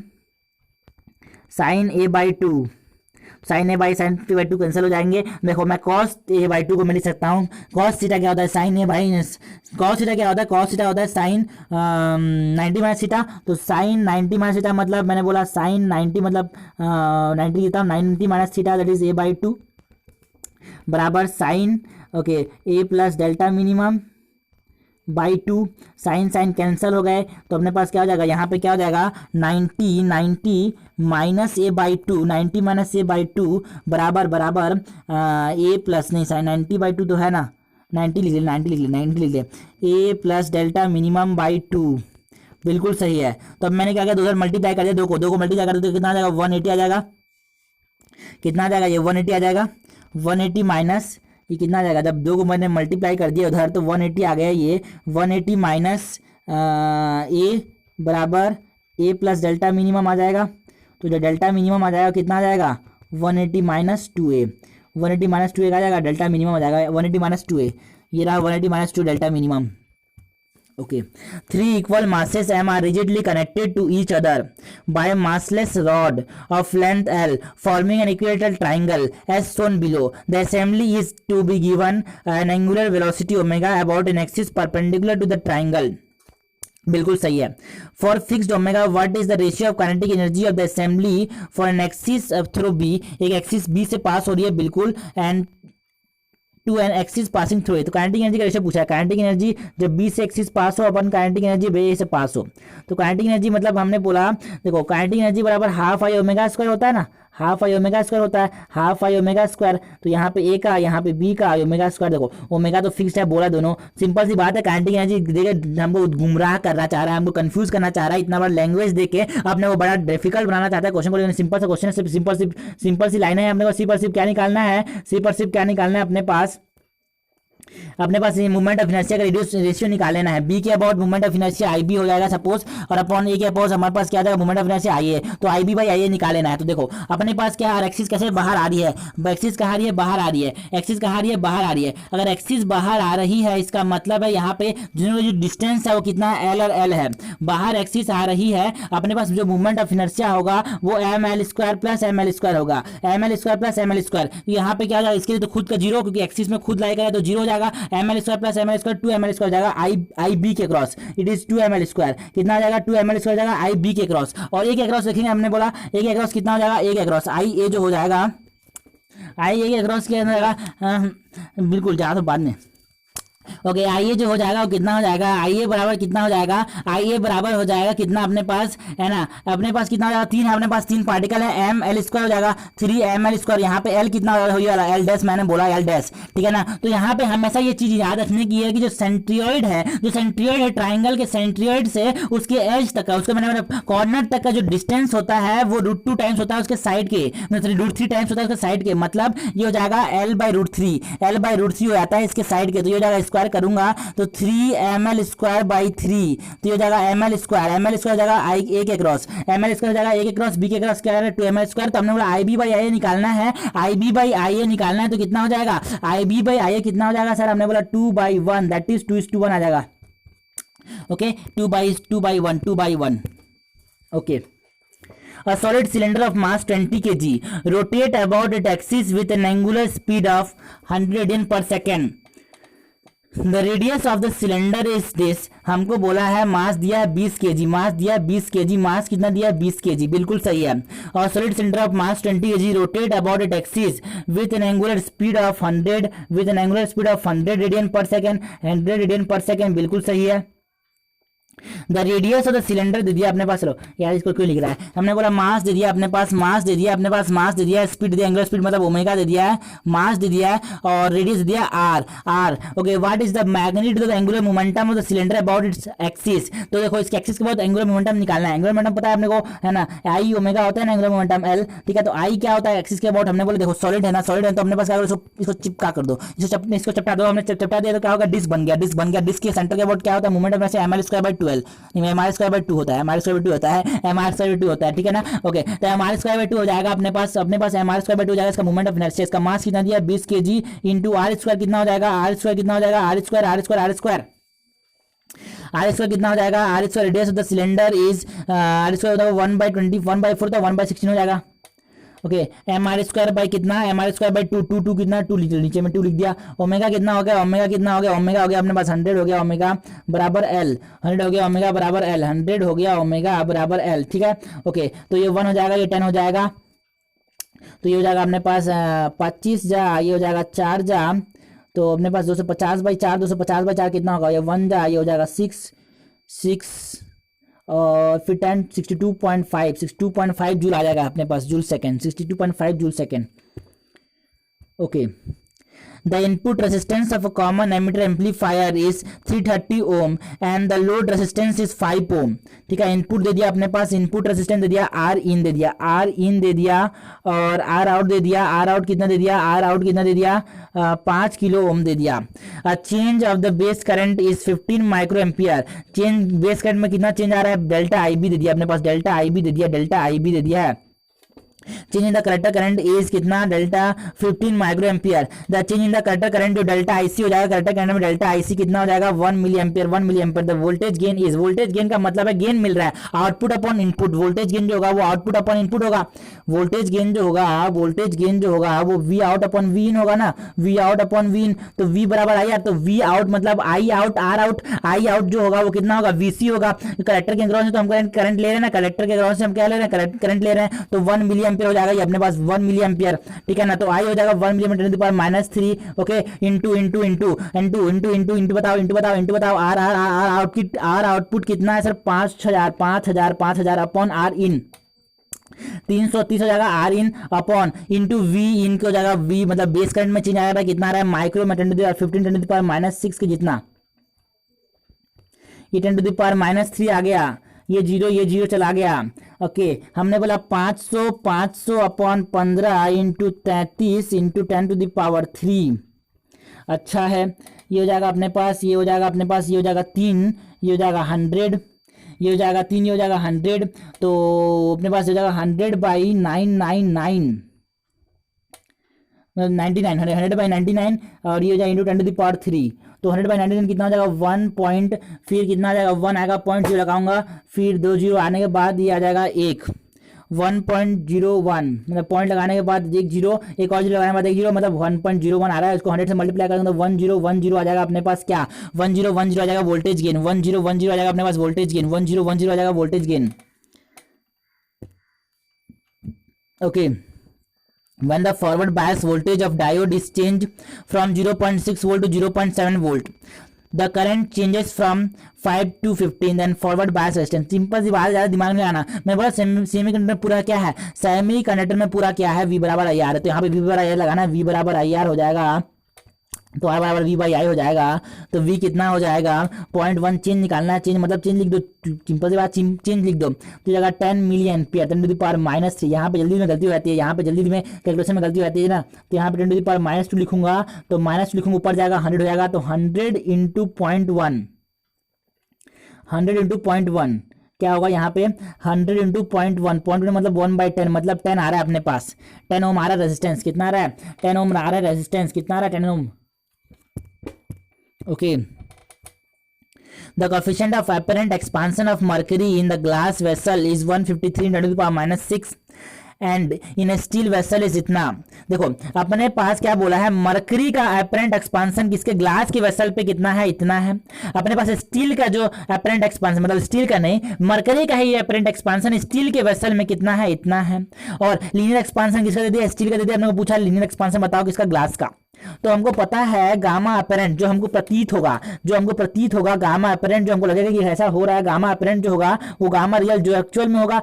minus of gamma of vessel. Vessel भी थोड़ा सा एक्सपांड हो जाएगा टेम्परेचर बढ़ाने के साथ, तो हमने बोला जो एक्चुअल में जो एक्सपांड होगा माइनस वेसल का जो एक्सपांड होगा वो दोनों को मैं जब माइनस कर दूंगा तो क्या हो जाएगा, अपने पास जो मेरे को दिखेगा वैसा वो चीज़ मिल जाएगा। तो अपने पास क्या बोला है कि अपने पास जो अपेरेंट होगा वो देखो अपने पास क्या हो जाएगा, गामा रियल तो दोनों में सेम हो जाएगा। तो गामा अपेरेंट को मैं क्या लिखूंगा, gamma apparent plus gamma vessel जो होगा वो गामा रियल हो जाएगा। और गामा रियल तो चाहे वो गामा रियल मतलब मरकरी का जो रियल एक्सपांसन है, चाहे उसको स्टील में रखो चाहे उसको किसके स्टील के रखो या फिर ग्लास के कंटेनर में रखो, वो तो सेम ही होगा दोनों में, ठीक है। तो अपने पास ये इक्वल हो जाएगा, दोनों को इक्वेट करते हैं, ठीक है ना। गामा अपेरेंट किसका, मरकरी का, किसमें, मरकरी में, सिल्वर में, और ये गामा वेसल किसका, सिल्वर का, मतलब सॉरी गामा, ये सॉरी स्टील लिखता हूँ, स्टील यहाँ पे गामा अपेरेंट किसका, मरकरी का, किसमें, स्टील में, और गामा वेसल किसका, स्टील का। ये किसको, इसको इक्वेट कर दो, किसके बराबर कर दो इसको, गामा अपेरेंट किसका, मरकरी का, किसमें, ग्लास में, और ये प्लस किसके जाएगा, गामा वेसल मतलब ग्लास का, गामा वेसल किसका, ग्लास वेसल का, दोनों को इक्वल कर देना है बिल्कुल। तो अपने पास गामा अपेरेंट कितना है, गामा अपेरेंट कितना दिया, तो सॉल्व कर लेते हैं, बिल्कुल सॉल्व कर लेते हैं इसको। तो इसको एक पल्ले लिख लेते हैं, क्या करना है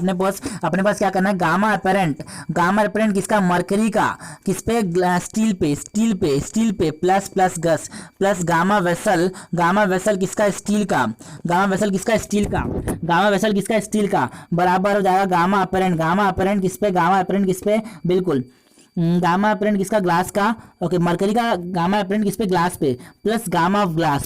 ग्लास, तो इसको इक्वेट कर देना है अपने को। तो देख लेते हैं अपने पास क्या क्या दिया है, गामा अपेरेंट किसका, स्टील का, तो गामा अपेरेंट स्टील कितना दिया है, 144 इंटू 10⁻⁻6 प्लस स्टील का हो गया, plus gamma vessel of steel का हमको दे दिया, लीनियर एक्सपांशन ऑफ स्टील दे दिया, मतलब हम जानते हैं ना गामा बराबर 3 अल्फा, तो हमने यहाँ से लिख लिया कि अपने पास गामा बराबर 3 अल्फा, हमको पता है गामा बराबर 3 अल्फा, तो यहाँ से हमने लिख लिया कि ये जो हो जाएगा कितना हो जाएगा, 3 इंटू 12 मतलब 36 लिख लेता हूँ डायरेक्ट, 36 इंटू 10⁻⁻6 बराबर ये जो लीनियर एक्सपांशन किसका, मरकरी का, किसमें, हमने बोला ग्लास में, कितना हो जाएगा 153 इंटू 10⁻⁻6 प्लस लीनियर एक्सपांशन का कोफिशिएंट कितना, ओके, हमने वो निकालना है, वही तो निकालना है 3 अल्फा सपोज कर लिया, ठीक है। दोनों को प्लस कर दिया, कितना हो जाएगा, ये अपने पास 180 हो जाएगा ना, 180 माइनस 153 इंटू 10⁻⁻6 बराबर 3 अल्फा आ रहा है। तो 153 करने को माइनस कर दूंगा, कितना हो जाएगा, मैंने बस 30 पे मैंने कितना माइनस कर दिया, 150 माइनस कर दिया, मतलब 150 माइनस करने के बाद कितना मिला, 30 और उस पर 27/3 इंटू 10⁻6 आ रहा है अल्फा, दैट इज 9 इंटू 10⁻6 आ रहा है अल्फा, 9 इंटू 10⁻6 क्या आ रहा है, अल्फा आ रहा है, 9 इंटू 10⁻6 अल्फा आ रहा है, 9 इंटू 10⁻6 अल्फा आ रहा है, ये आ रहा है, ये जाएगा अपने पास अल्फा, बिल्कुल। In a particular system the unit of vessel, okay, the unit of length, mass and time are chosen to be 100 centimeter, 10 gram and 0.1 second respectively. The unit of force in the system will be equivalent to, देखो जो system है उसमें जो, देखो अपने पास system में क्या है इक्विवेलेंट, हमें पता है N1V1 बराबर N2U2, यहाँ पे गलती ये होती है कि N1 पूछा कि N2 पूछा है। देखो ये ऑप्शंस देखते हैं, ऑप्शन में न्यूटन दिया है, तो हमने बोला अगर ऑप्शन में न्यूटन दिया है तो अपने पास ये वाला जो यूनिट है, जैसे मैंने पहले माना था न्यूटन, तो ये N1 की वैल्यू निकालनी है, मतलब ये न्यूटन में क्या होगा, पहले वाली यूनिट होगी ना, तो न्यूटन में निकालना मतलब N1 की वैल्यू अपने निकालनी है, तो यूनिट में U1 में क्या है, न्यूटन है, तो अपने पास N1 की वैल्यू निकालनी है, क्या निकालनी है, N1 की वैल्यू निकालनी है अपने पास। तो यहाँ पे क्या हो जाएगा, N1U1 बराबर N2U2, N1 की वैल्यू निकालनी है, N1 बराबर लिख लेते हैं, हमने बोला N1 बराबर क्या लिखेंगे, N2U2 बाई N1, तो U2 क्या हो जाएगा अपने पास, U2 क्या हो जाएगा,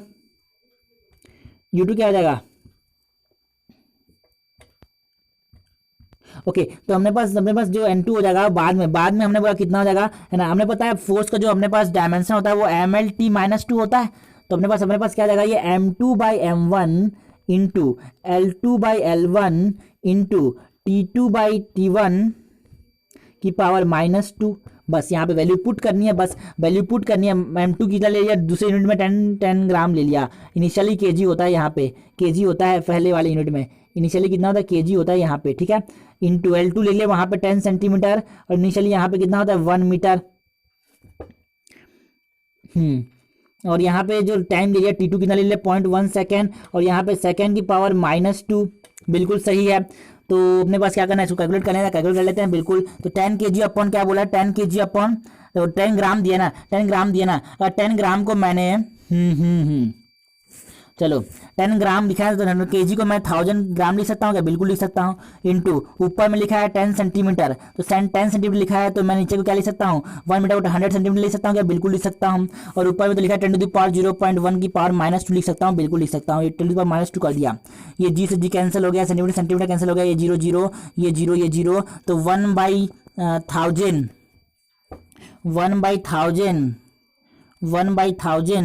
इंटू 10 टू द पावर -2, तो नीचे आ गया माइनस माइनस प्लस जाएगा, तो 0.1 की पावर -2 था, प्लस हो गया, तो जब ये 10 टू द पावर 2 हो जाएगा, इसका करूँगा ऊपर जाएगा तो 0, तो दो ऊपर जब 0 चले जाएंगे तो 1000 अपॉन कितना हो जाएगा, सॉरी 100 अपॉन 1000 हो जाएगा अपने पास आंसर।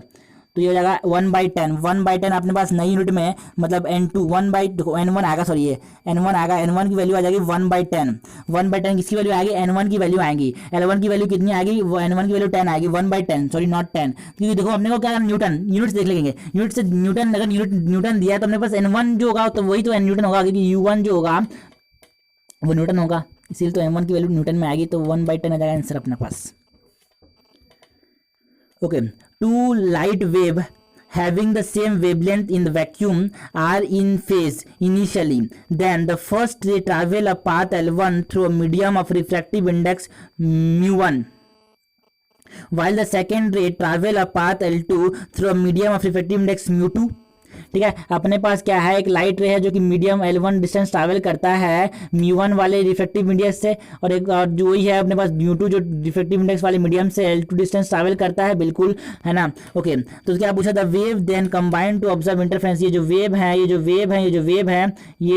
है वे कंबाइन कर रहे हैं, क्या करने के लिए, इंटरफेयर कर रहे हैं, ये दोनों इंटरफेरेंस कर रहे हैं, कंबाइन कर रहे हैं। The phase difference between the two wave, मतलब डेल्टा फाई पूछा हमसे, क्या पूछा, फेज डिफरेंस डेल्टा फाई, तो हमको पता डेल्टा फाई अपॉन 2 जो होता है वो क्या होता है, डेल्टा एक्स अपॉन लैम्डा। ठीक है, तो हमको डेल्टा फाई पता करना है, डेल्टा एक्स पता कर लो, डेल्टा एक्स को बोलता है मैं ऑप्टिकल पाथ, तो यहाँ पे ऑप्टिकल पाथ जो होता है, ऑप्टिकल पाथ जो होगा वो कितना होगा, mu1 L1 होगा, यहाँ पे mu1 L1 ऑप्टिकल पाथ होगा, यहाँ पे ऑप्टिकल पाथ जो होगा यहाँ पे कितना होगा, mu2 L2 होगा, mu2 L2, तो जो ऑप्टिकल पाथ का जो डिफरेंस है वही क्या है, यहाँ पे डेल्टा एक्स होता है, जो ऑप्टिकल पाथ होगा उनका डिफरेंस जो आएगा वो कितना आएगा, mu2 L2, कितना आएगा, mu2 L2 minus mu1 L1, है ना, कितना आएगा, mu2 L2 minus mu1 L1, और इसको डेल्टा नीचे, लैम्डा नीचे में अपने पास 2 ऊपर में, यह आ जाएगा delta phi upon 2 by lambda mu2 L2 minus mu1 L1, या फिर mu1 L1 minus mu2 L2, ये हो जाएगा ऑप्टिकल पाथ का डिफरेंस। ठीक है, 2 by lambda L1 mu1 minus mu2 L2। In young double slit experiment, the two slits are illuminated by in a young double slit experiment, the two slits are illuminated by the light of wavelength 5890 angstrom, and the angular distance between the fringe obtained on the screen, मतलब अपने पास जो fringe है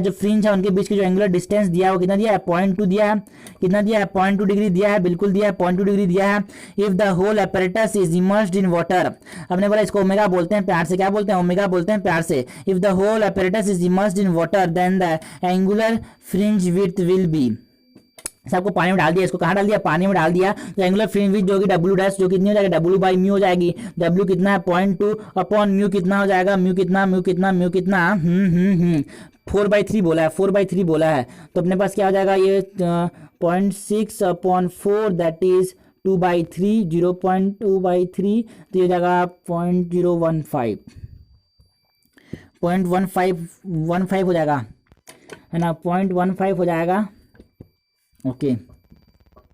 The equation of a simple harmonic wave is given by y बराबर 6 sin 2 pi 2t minus 0.1 x, where x and y are in mm and t in second. The phase difference between the two particles 2 mm apart at an instant is ठीक है, phase difference पूछा है, मतलब delta phi, phase difference बोला delta phi पूछा है, delta phi upon 2 पाई बात की, डेल्टा फाई अपॉन 2 पाई होता है डेल्टा एक्स अपॉन लैम्डा, तो डेल्टा एक्स हमको क्या दे 2 mm दे दिया, 1 में है सब चीज़, mm में तो 2 लिख देंगे ऊपर में, तो 2 बाई लेमडा, लेमडा कितना हो जाएगा, देखो लेमडा हमने बोला के एक्स जो होता है ना, यहाँ पे क्या कोएफिशिएंट कितना हो जाएगा, एक्स कोएफिशिएंट के है 2 पाई, या फिर लोग 2 पाई मल्टीप्लाई करना भूल जाते हैं, नहीं भूलना अपने को, 2 पाई ना के जो होगा वो 2 पाई इंटू 0.1 होता है, के जो होगा 2 पाई इंटू 0.1 होगा, हम क्या जानते हैं 2 पाई बाई लेमडा होता है, के क्या होता है 2 pi by lambda into 2 pi into 0.1, तो ये पाई टू पाई कैंसिल हो जाएगा, और लेमडा बराबर कितना हो जाएगा 1/0.1, दैट इज 10 हो जाएगा, 10 हो जाएगा, लेमडा कितना हो जाएगा 10 हो जाएगा, लेमडा कितना हो जाएगा 10 इंटू 2 पाई बराबर डेल्टा एक्स, ओके ओके, ये हो जाएगा कितने, इसमें रेडियन में आ जाएगा, ये रेडियन में आ जाएगा, हमको पता है पाई रेडियन बराबर 180 डिग्री, पाई रेडियन मतलब 180 डिग्री होता है, तो 1 डिग्री मतलब 1 रेडियन मतलब 180 by pi radian by pi degree, 1 radian मतलब 180 बाई पाई डिग्री, तो अपने पास इसको क्या करना है, उसको अपने पास सिंपल सी बात है, इसको क्या करो अपने पास इसको मल्टीप्लाई कर दो 180 बाई पाई से, तो आंसर किस में मिलेगा, डिग्री में मिलेगा, आंसर किस में मिलेगा, डिग्री में मिलेगा, तो आंसर हो जाएगा अपने पास 18 4 जा कितना होगा 72 डिग्री, ये अपने पास आंसर हो जाएगा 72 डिग्री, है ना, क्योंकि ये हो जाएगा 18 4 जा 72, 4 8 जा 32 को 2 3 कैरी, 4 1 जा 4 और 2 4 1 जा 4 और ये 3 है 32 हो जाएगा, 7 हो जाएगा ना, ओके, इट टेक कितना second, it take 2 second for a sound wave to travel between 2 fix point when the day temperature is 10 degree Celsius, एक साउंड वेव को 2 पॉइंट्स के बीच में ट्रैवल करने में लगता है समय 2 सेकेंड, जब डे का टेम्परेचर है 10 degree Celsius, if the temperature is raise to 30 degree Celsius the sound wave travel between the same fixed point in, ठीक है, तो देखो बात ये है कि अपने पास डिस्टेंस बराबर क्या होता है, सॉरी सबको पता है टाइम, वेलोसिटी बराबर डिस्टेंस अपॉन टाइम होता है, टाइम बराबर कितना हो जाएगा डिस्टेंस बाई स्पीड, तो अपने पास डिस्टेंस जो पॉइंट क्या है वो सेम रहेगा, लेकिन जब टेम्परेचर बढ़ाऊंगा तो जो साउंड की वेव की जो वेलोसिटी होगी वो बढ़ जाएगी, तो हम जानते हैं वेलोसिटी ऑफ साउंड जो होता है वो कितना होता है √3 RT बाई एमडब्ल्यू, VRMS मान लो RT बाई एमडब्ल्यू होता है अपने पास, तो under gamma RT by MW होता है, गामा RT बाई एमडब्ल्यू,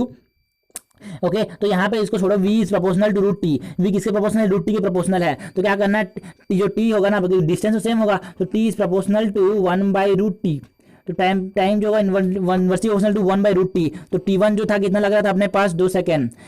लग रहा था, तो यहाँ पे टेम्परेचर कितना हो जाएगा √273 + 10 कितना हो जाएगा 283, और अपने पास टाइम जो होगा टी लगेगा सपोज कितना डिग्री सेल्सियस पे 30 डिग्री सेल्सियस, जो हम क्या कितना केल्विन में कितना लिखेंगे 303 केल्विन, तो टी जो आ जाएगा वो कितना आ जाएगा 2 इंटू √283 बाई 303, हमको ये दिख रहा है कि जो 283 बाई 303 करूंगा तो वैल्यू कितनी आएगी, एक से कम आएगी, एक से बगैर वैल्यू है उसको अंडर करूंगा तो कितना भी एक से और कम आएगा, एक से और कम आ जाएगा, तो मतलब आंसर जो आएगा 2 से, जिसको मल्टीप्लाई करूंगा 2 से, तो उसका आंसर जो आएगा वो 2 से कम आएगा, 2 से कम आ रहा है, एक ही ऑप्शन है अपने पास 1.9 सेकेंड, तो याद रखने का ऐसा कॉन्सेप्ट चलता है बिल्कुल जबरदस्त। 2 bodies of mass m1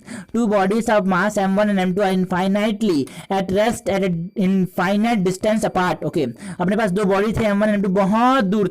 दूर इनफाइनाइट डिस्टेंस पे, तो दोनों के बीच में अट्रैक्शन भी जीरो, दोनों का काइनेटिक एनर्जी भी जीरो होगा, दोनों का पोटेंशियल एनर्जी भी जीरो होगा। They are then allowed to move toward each other under the mutual gravitational attraction. The relative velocity of approach at the separation r between them is, ठीक है, अब ये सेपरेशन आ चुके हैं कहाँ पे, बहुत दूर से आए हैं, सेपरेशन r में आ गए हैं, अब इनके बीच में जो रिलेटिव वेलोसिटी है वो कितनी होगी ये पूछा है, देखो टोटल एनर्जी का अगर कंजर्व कर देना है, यहाँ पे जो टोटल एनर्जी थी पहले, टोटल एनर्जी मतलब potential energy initial plus kinetic energy initial बराबर potential energy final plus kinetic energy final, okay, तो पोटेंशियल एनर्जी इनिशियल कितनी थी, पोटेंशियल एनर्जी इनिशियल 0 थी, बिल्कुल काइनेटिक इनिशियल 0 थी, तो बाद में जो पोटेंशियल एनर्जी होगी वही बाद काइनेटिक एनर्जी बराबर हो जाएगी, और काइनेटिक एनर्जी में क्या लिखेंगे वेलोसिटी रिलेटिव लिखेंगे, तो हाफ m, यहाँ पे रिड्यूस मास लिखूंगा half mu into V relative का square is equal to minus मतलब जी पोटेंशियल एनर्जी क्या होगा जी m1 m2 बाई r, ये क्या है रिड्यूस मास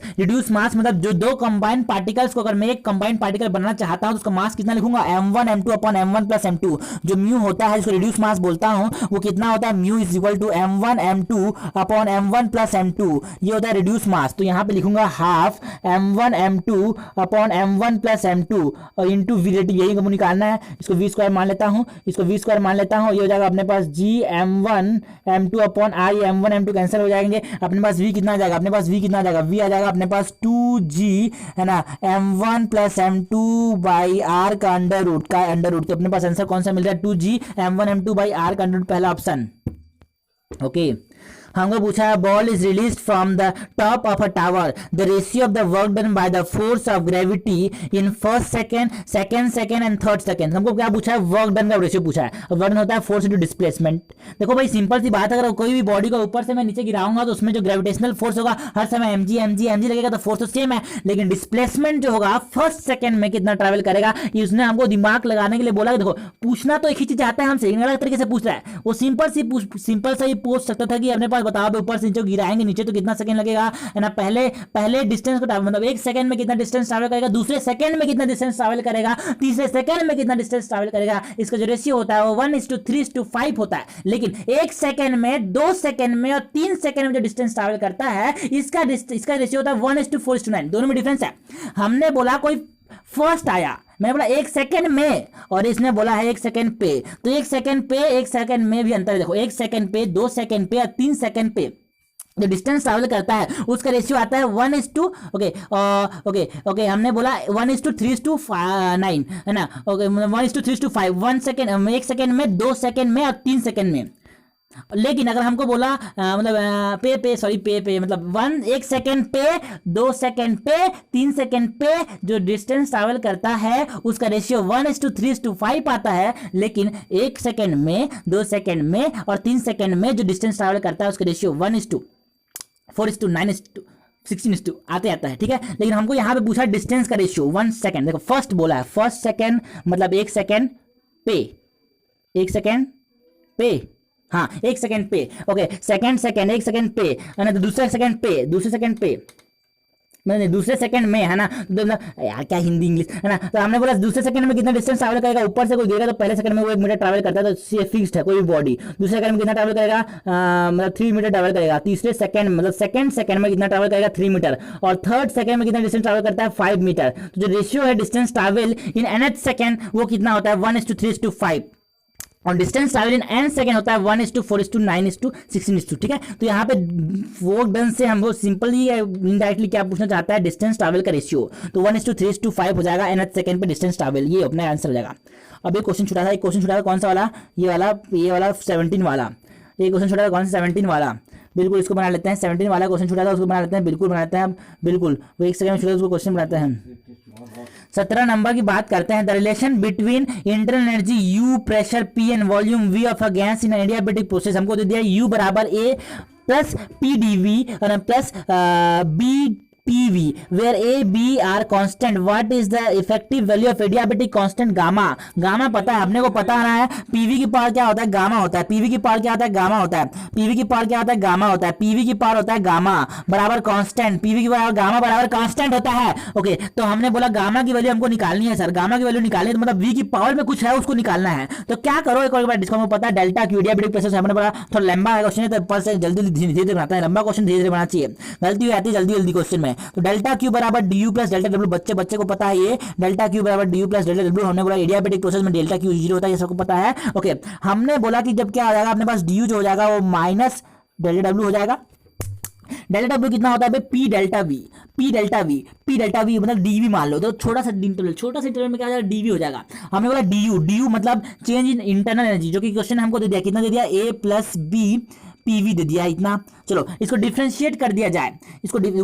जाओ तो हमने बोला इसके यहाँ पे क्या किया, इसको डिफरेंशिएट करते हैं। एक काम करते हैं, यहाँ पे जो P है ना उसको PV लिख देते हैं। P मतलब P डेल्टा V, पहले डेल्टा लिखेंगे उसको डिफरेंशिएट करते हैं। सबको मैंने डिफरेंस कर दिया, सबको डिफरेंशिएट कर दिया। ओके कोई भी किसी के साथ क्या, कोई बिना किसी डिफरेंशिएट कर दिया तो ये क्या हो जाएगा, कांस्टेंट का डिफरेंशिएशन 0 प्लस बी। देखो यहाँ पे क्या हो जाएगा, यहाँ पे अपने पास रूल लगेगा। ओके मल्टीप्लिकेशन में A डॉट बी है तो क्या हो जाएगा, पहले तो एक को कांस्टेंट रखो, दूसरे का डिफरेंशिएशन, दूसरे कांस्टेंट रखो, पहले का डिफरेंशिएशन। ओके तो यहाँ पे क्या करना, अपने पास B into P delta V plus P को कांस्टेंट रखा था,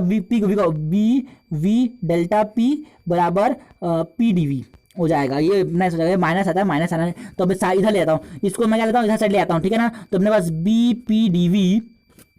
प्लस BVdP प्लस PdV बराबर 0 हो जाएगा, ठीक है ना। तो अपने पास इन दोनों को मैं PdV वाला कांस्टेंट लेता हूँ, B प्लस ये P वाला यहाँ पे भी है, P वाला यहाँ पे भी है, तो P plus 1 PdV plus BVdP बराबर 0। अब बात खत्म करते हैं। हमारे पास सबको मैंने क्या कर दिया, सबको v से डिवाइड कर दिया। सबको देखो एक तो मैंने सॉरी क्या करते हैं, चलो pv से डिवाइड करते हैं। दोनों तरफ मैं pv से डिवाइड करता हूँ, दोनों तरफ को मैं pv से डिवाइड करता हूँ। क्यों करते हैं, काम आएगा इसलिए। दोनों को तरफ को मैं pv से डिवाइड कर दिया तो ये v को pv से डिवाइड करेंगे तो 0 ही हो जाएगा। तो जब मैंने इसे pv से डिवाइड किया, इसको भी pv से डिवाइड कर दिया, इसको भी pv से डिवाइड कर दिया, तो यहाँ पे p से p कैंसिल हो जाएगा, यहाँ पे v से v कैंसिल हो जाएगा। तो अपने पास आंसर क्या आएगा, देखो इसके बाद क्या करना है, इसके बाद क्या करना है, इसके बाद क्या करना है, यहाँ पे b plus one dv by V आ रहा है, dv बाई वी आ रहा है, plus b dp by p आ रहा है, ये 0 हो जाएगा, बिल्कुल 0 हो जाएगा। तो अब क्या करना है, देखो अपने पास लॉग ले लेते हैं, लॉग ले लेते हैं 70, लॉग ले लिया पूरा। जब पूरा लॉग ले लिया जब पूरा लॉग ले लिया तो अपने पास क्या हो जाएगा, जब पूरा लॉग लेते क्या हो जाएगा अपने पास, ये हो जाएगा log v b plus one log v बराबर plus plus plus plus plus plus log b log p बराबर 0। तो कोई भी चीज सामने कब आएगी, जब वो पावर में होगी तब तो लॉग लेने के बाद सामने आएगी। तो जब इसको लॉग को मैं रिमूव करूंगा, जब लॉग को मैं रिमूव करूंगा तो क्या हो जाएगा, v कहाँ चला जाएगा, पावर में। तो p v की power b plus one into P की पावर b बराबर 0 हो जाएगा। सबको मैंने डिवाइड कर दिया, पावर को b से डिवाइड कर दिया, तो p मैंने b प्लस वन से डिवाइड कर दिया पावर को, क्योंकि हमको पता है pv की पावर गामा बराबर कांस्टेंट होता है, ठीक है ना। pv की पावर गामा बराबर कांस्टेंट होता है। हमने क्या किया, मैंने चलो ठीक है, तो यहाँ पे क्या किया, p में b से डिवाइड कर दिया, दोनों तरफ b से डिवाइड कर दिया, तो अपने पास pv मतलब p की पावर जो आ रहा है b plus one by B आ रहा है ना। v की पावर जो आ रहा है b plus one by B आ रहा है, यही पर क्या हो जाएगा, b plus one by B जो आ रहा है ये क्या हो जाएगा अपने पास, v plus one by B जो होगा अपने पास क्या हो जाएगा, अपने पास गामा हो जाएगा, जिसको हम क्या बोलेंगे, एडियाबेटिक कांस्टेंट बोलेंगे। इस केस में वो क्या हो जाएगा, b plus one by b. सही है, बिल्कुल। चलो नेक्स्ट की बात करेंगे, खत्म।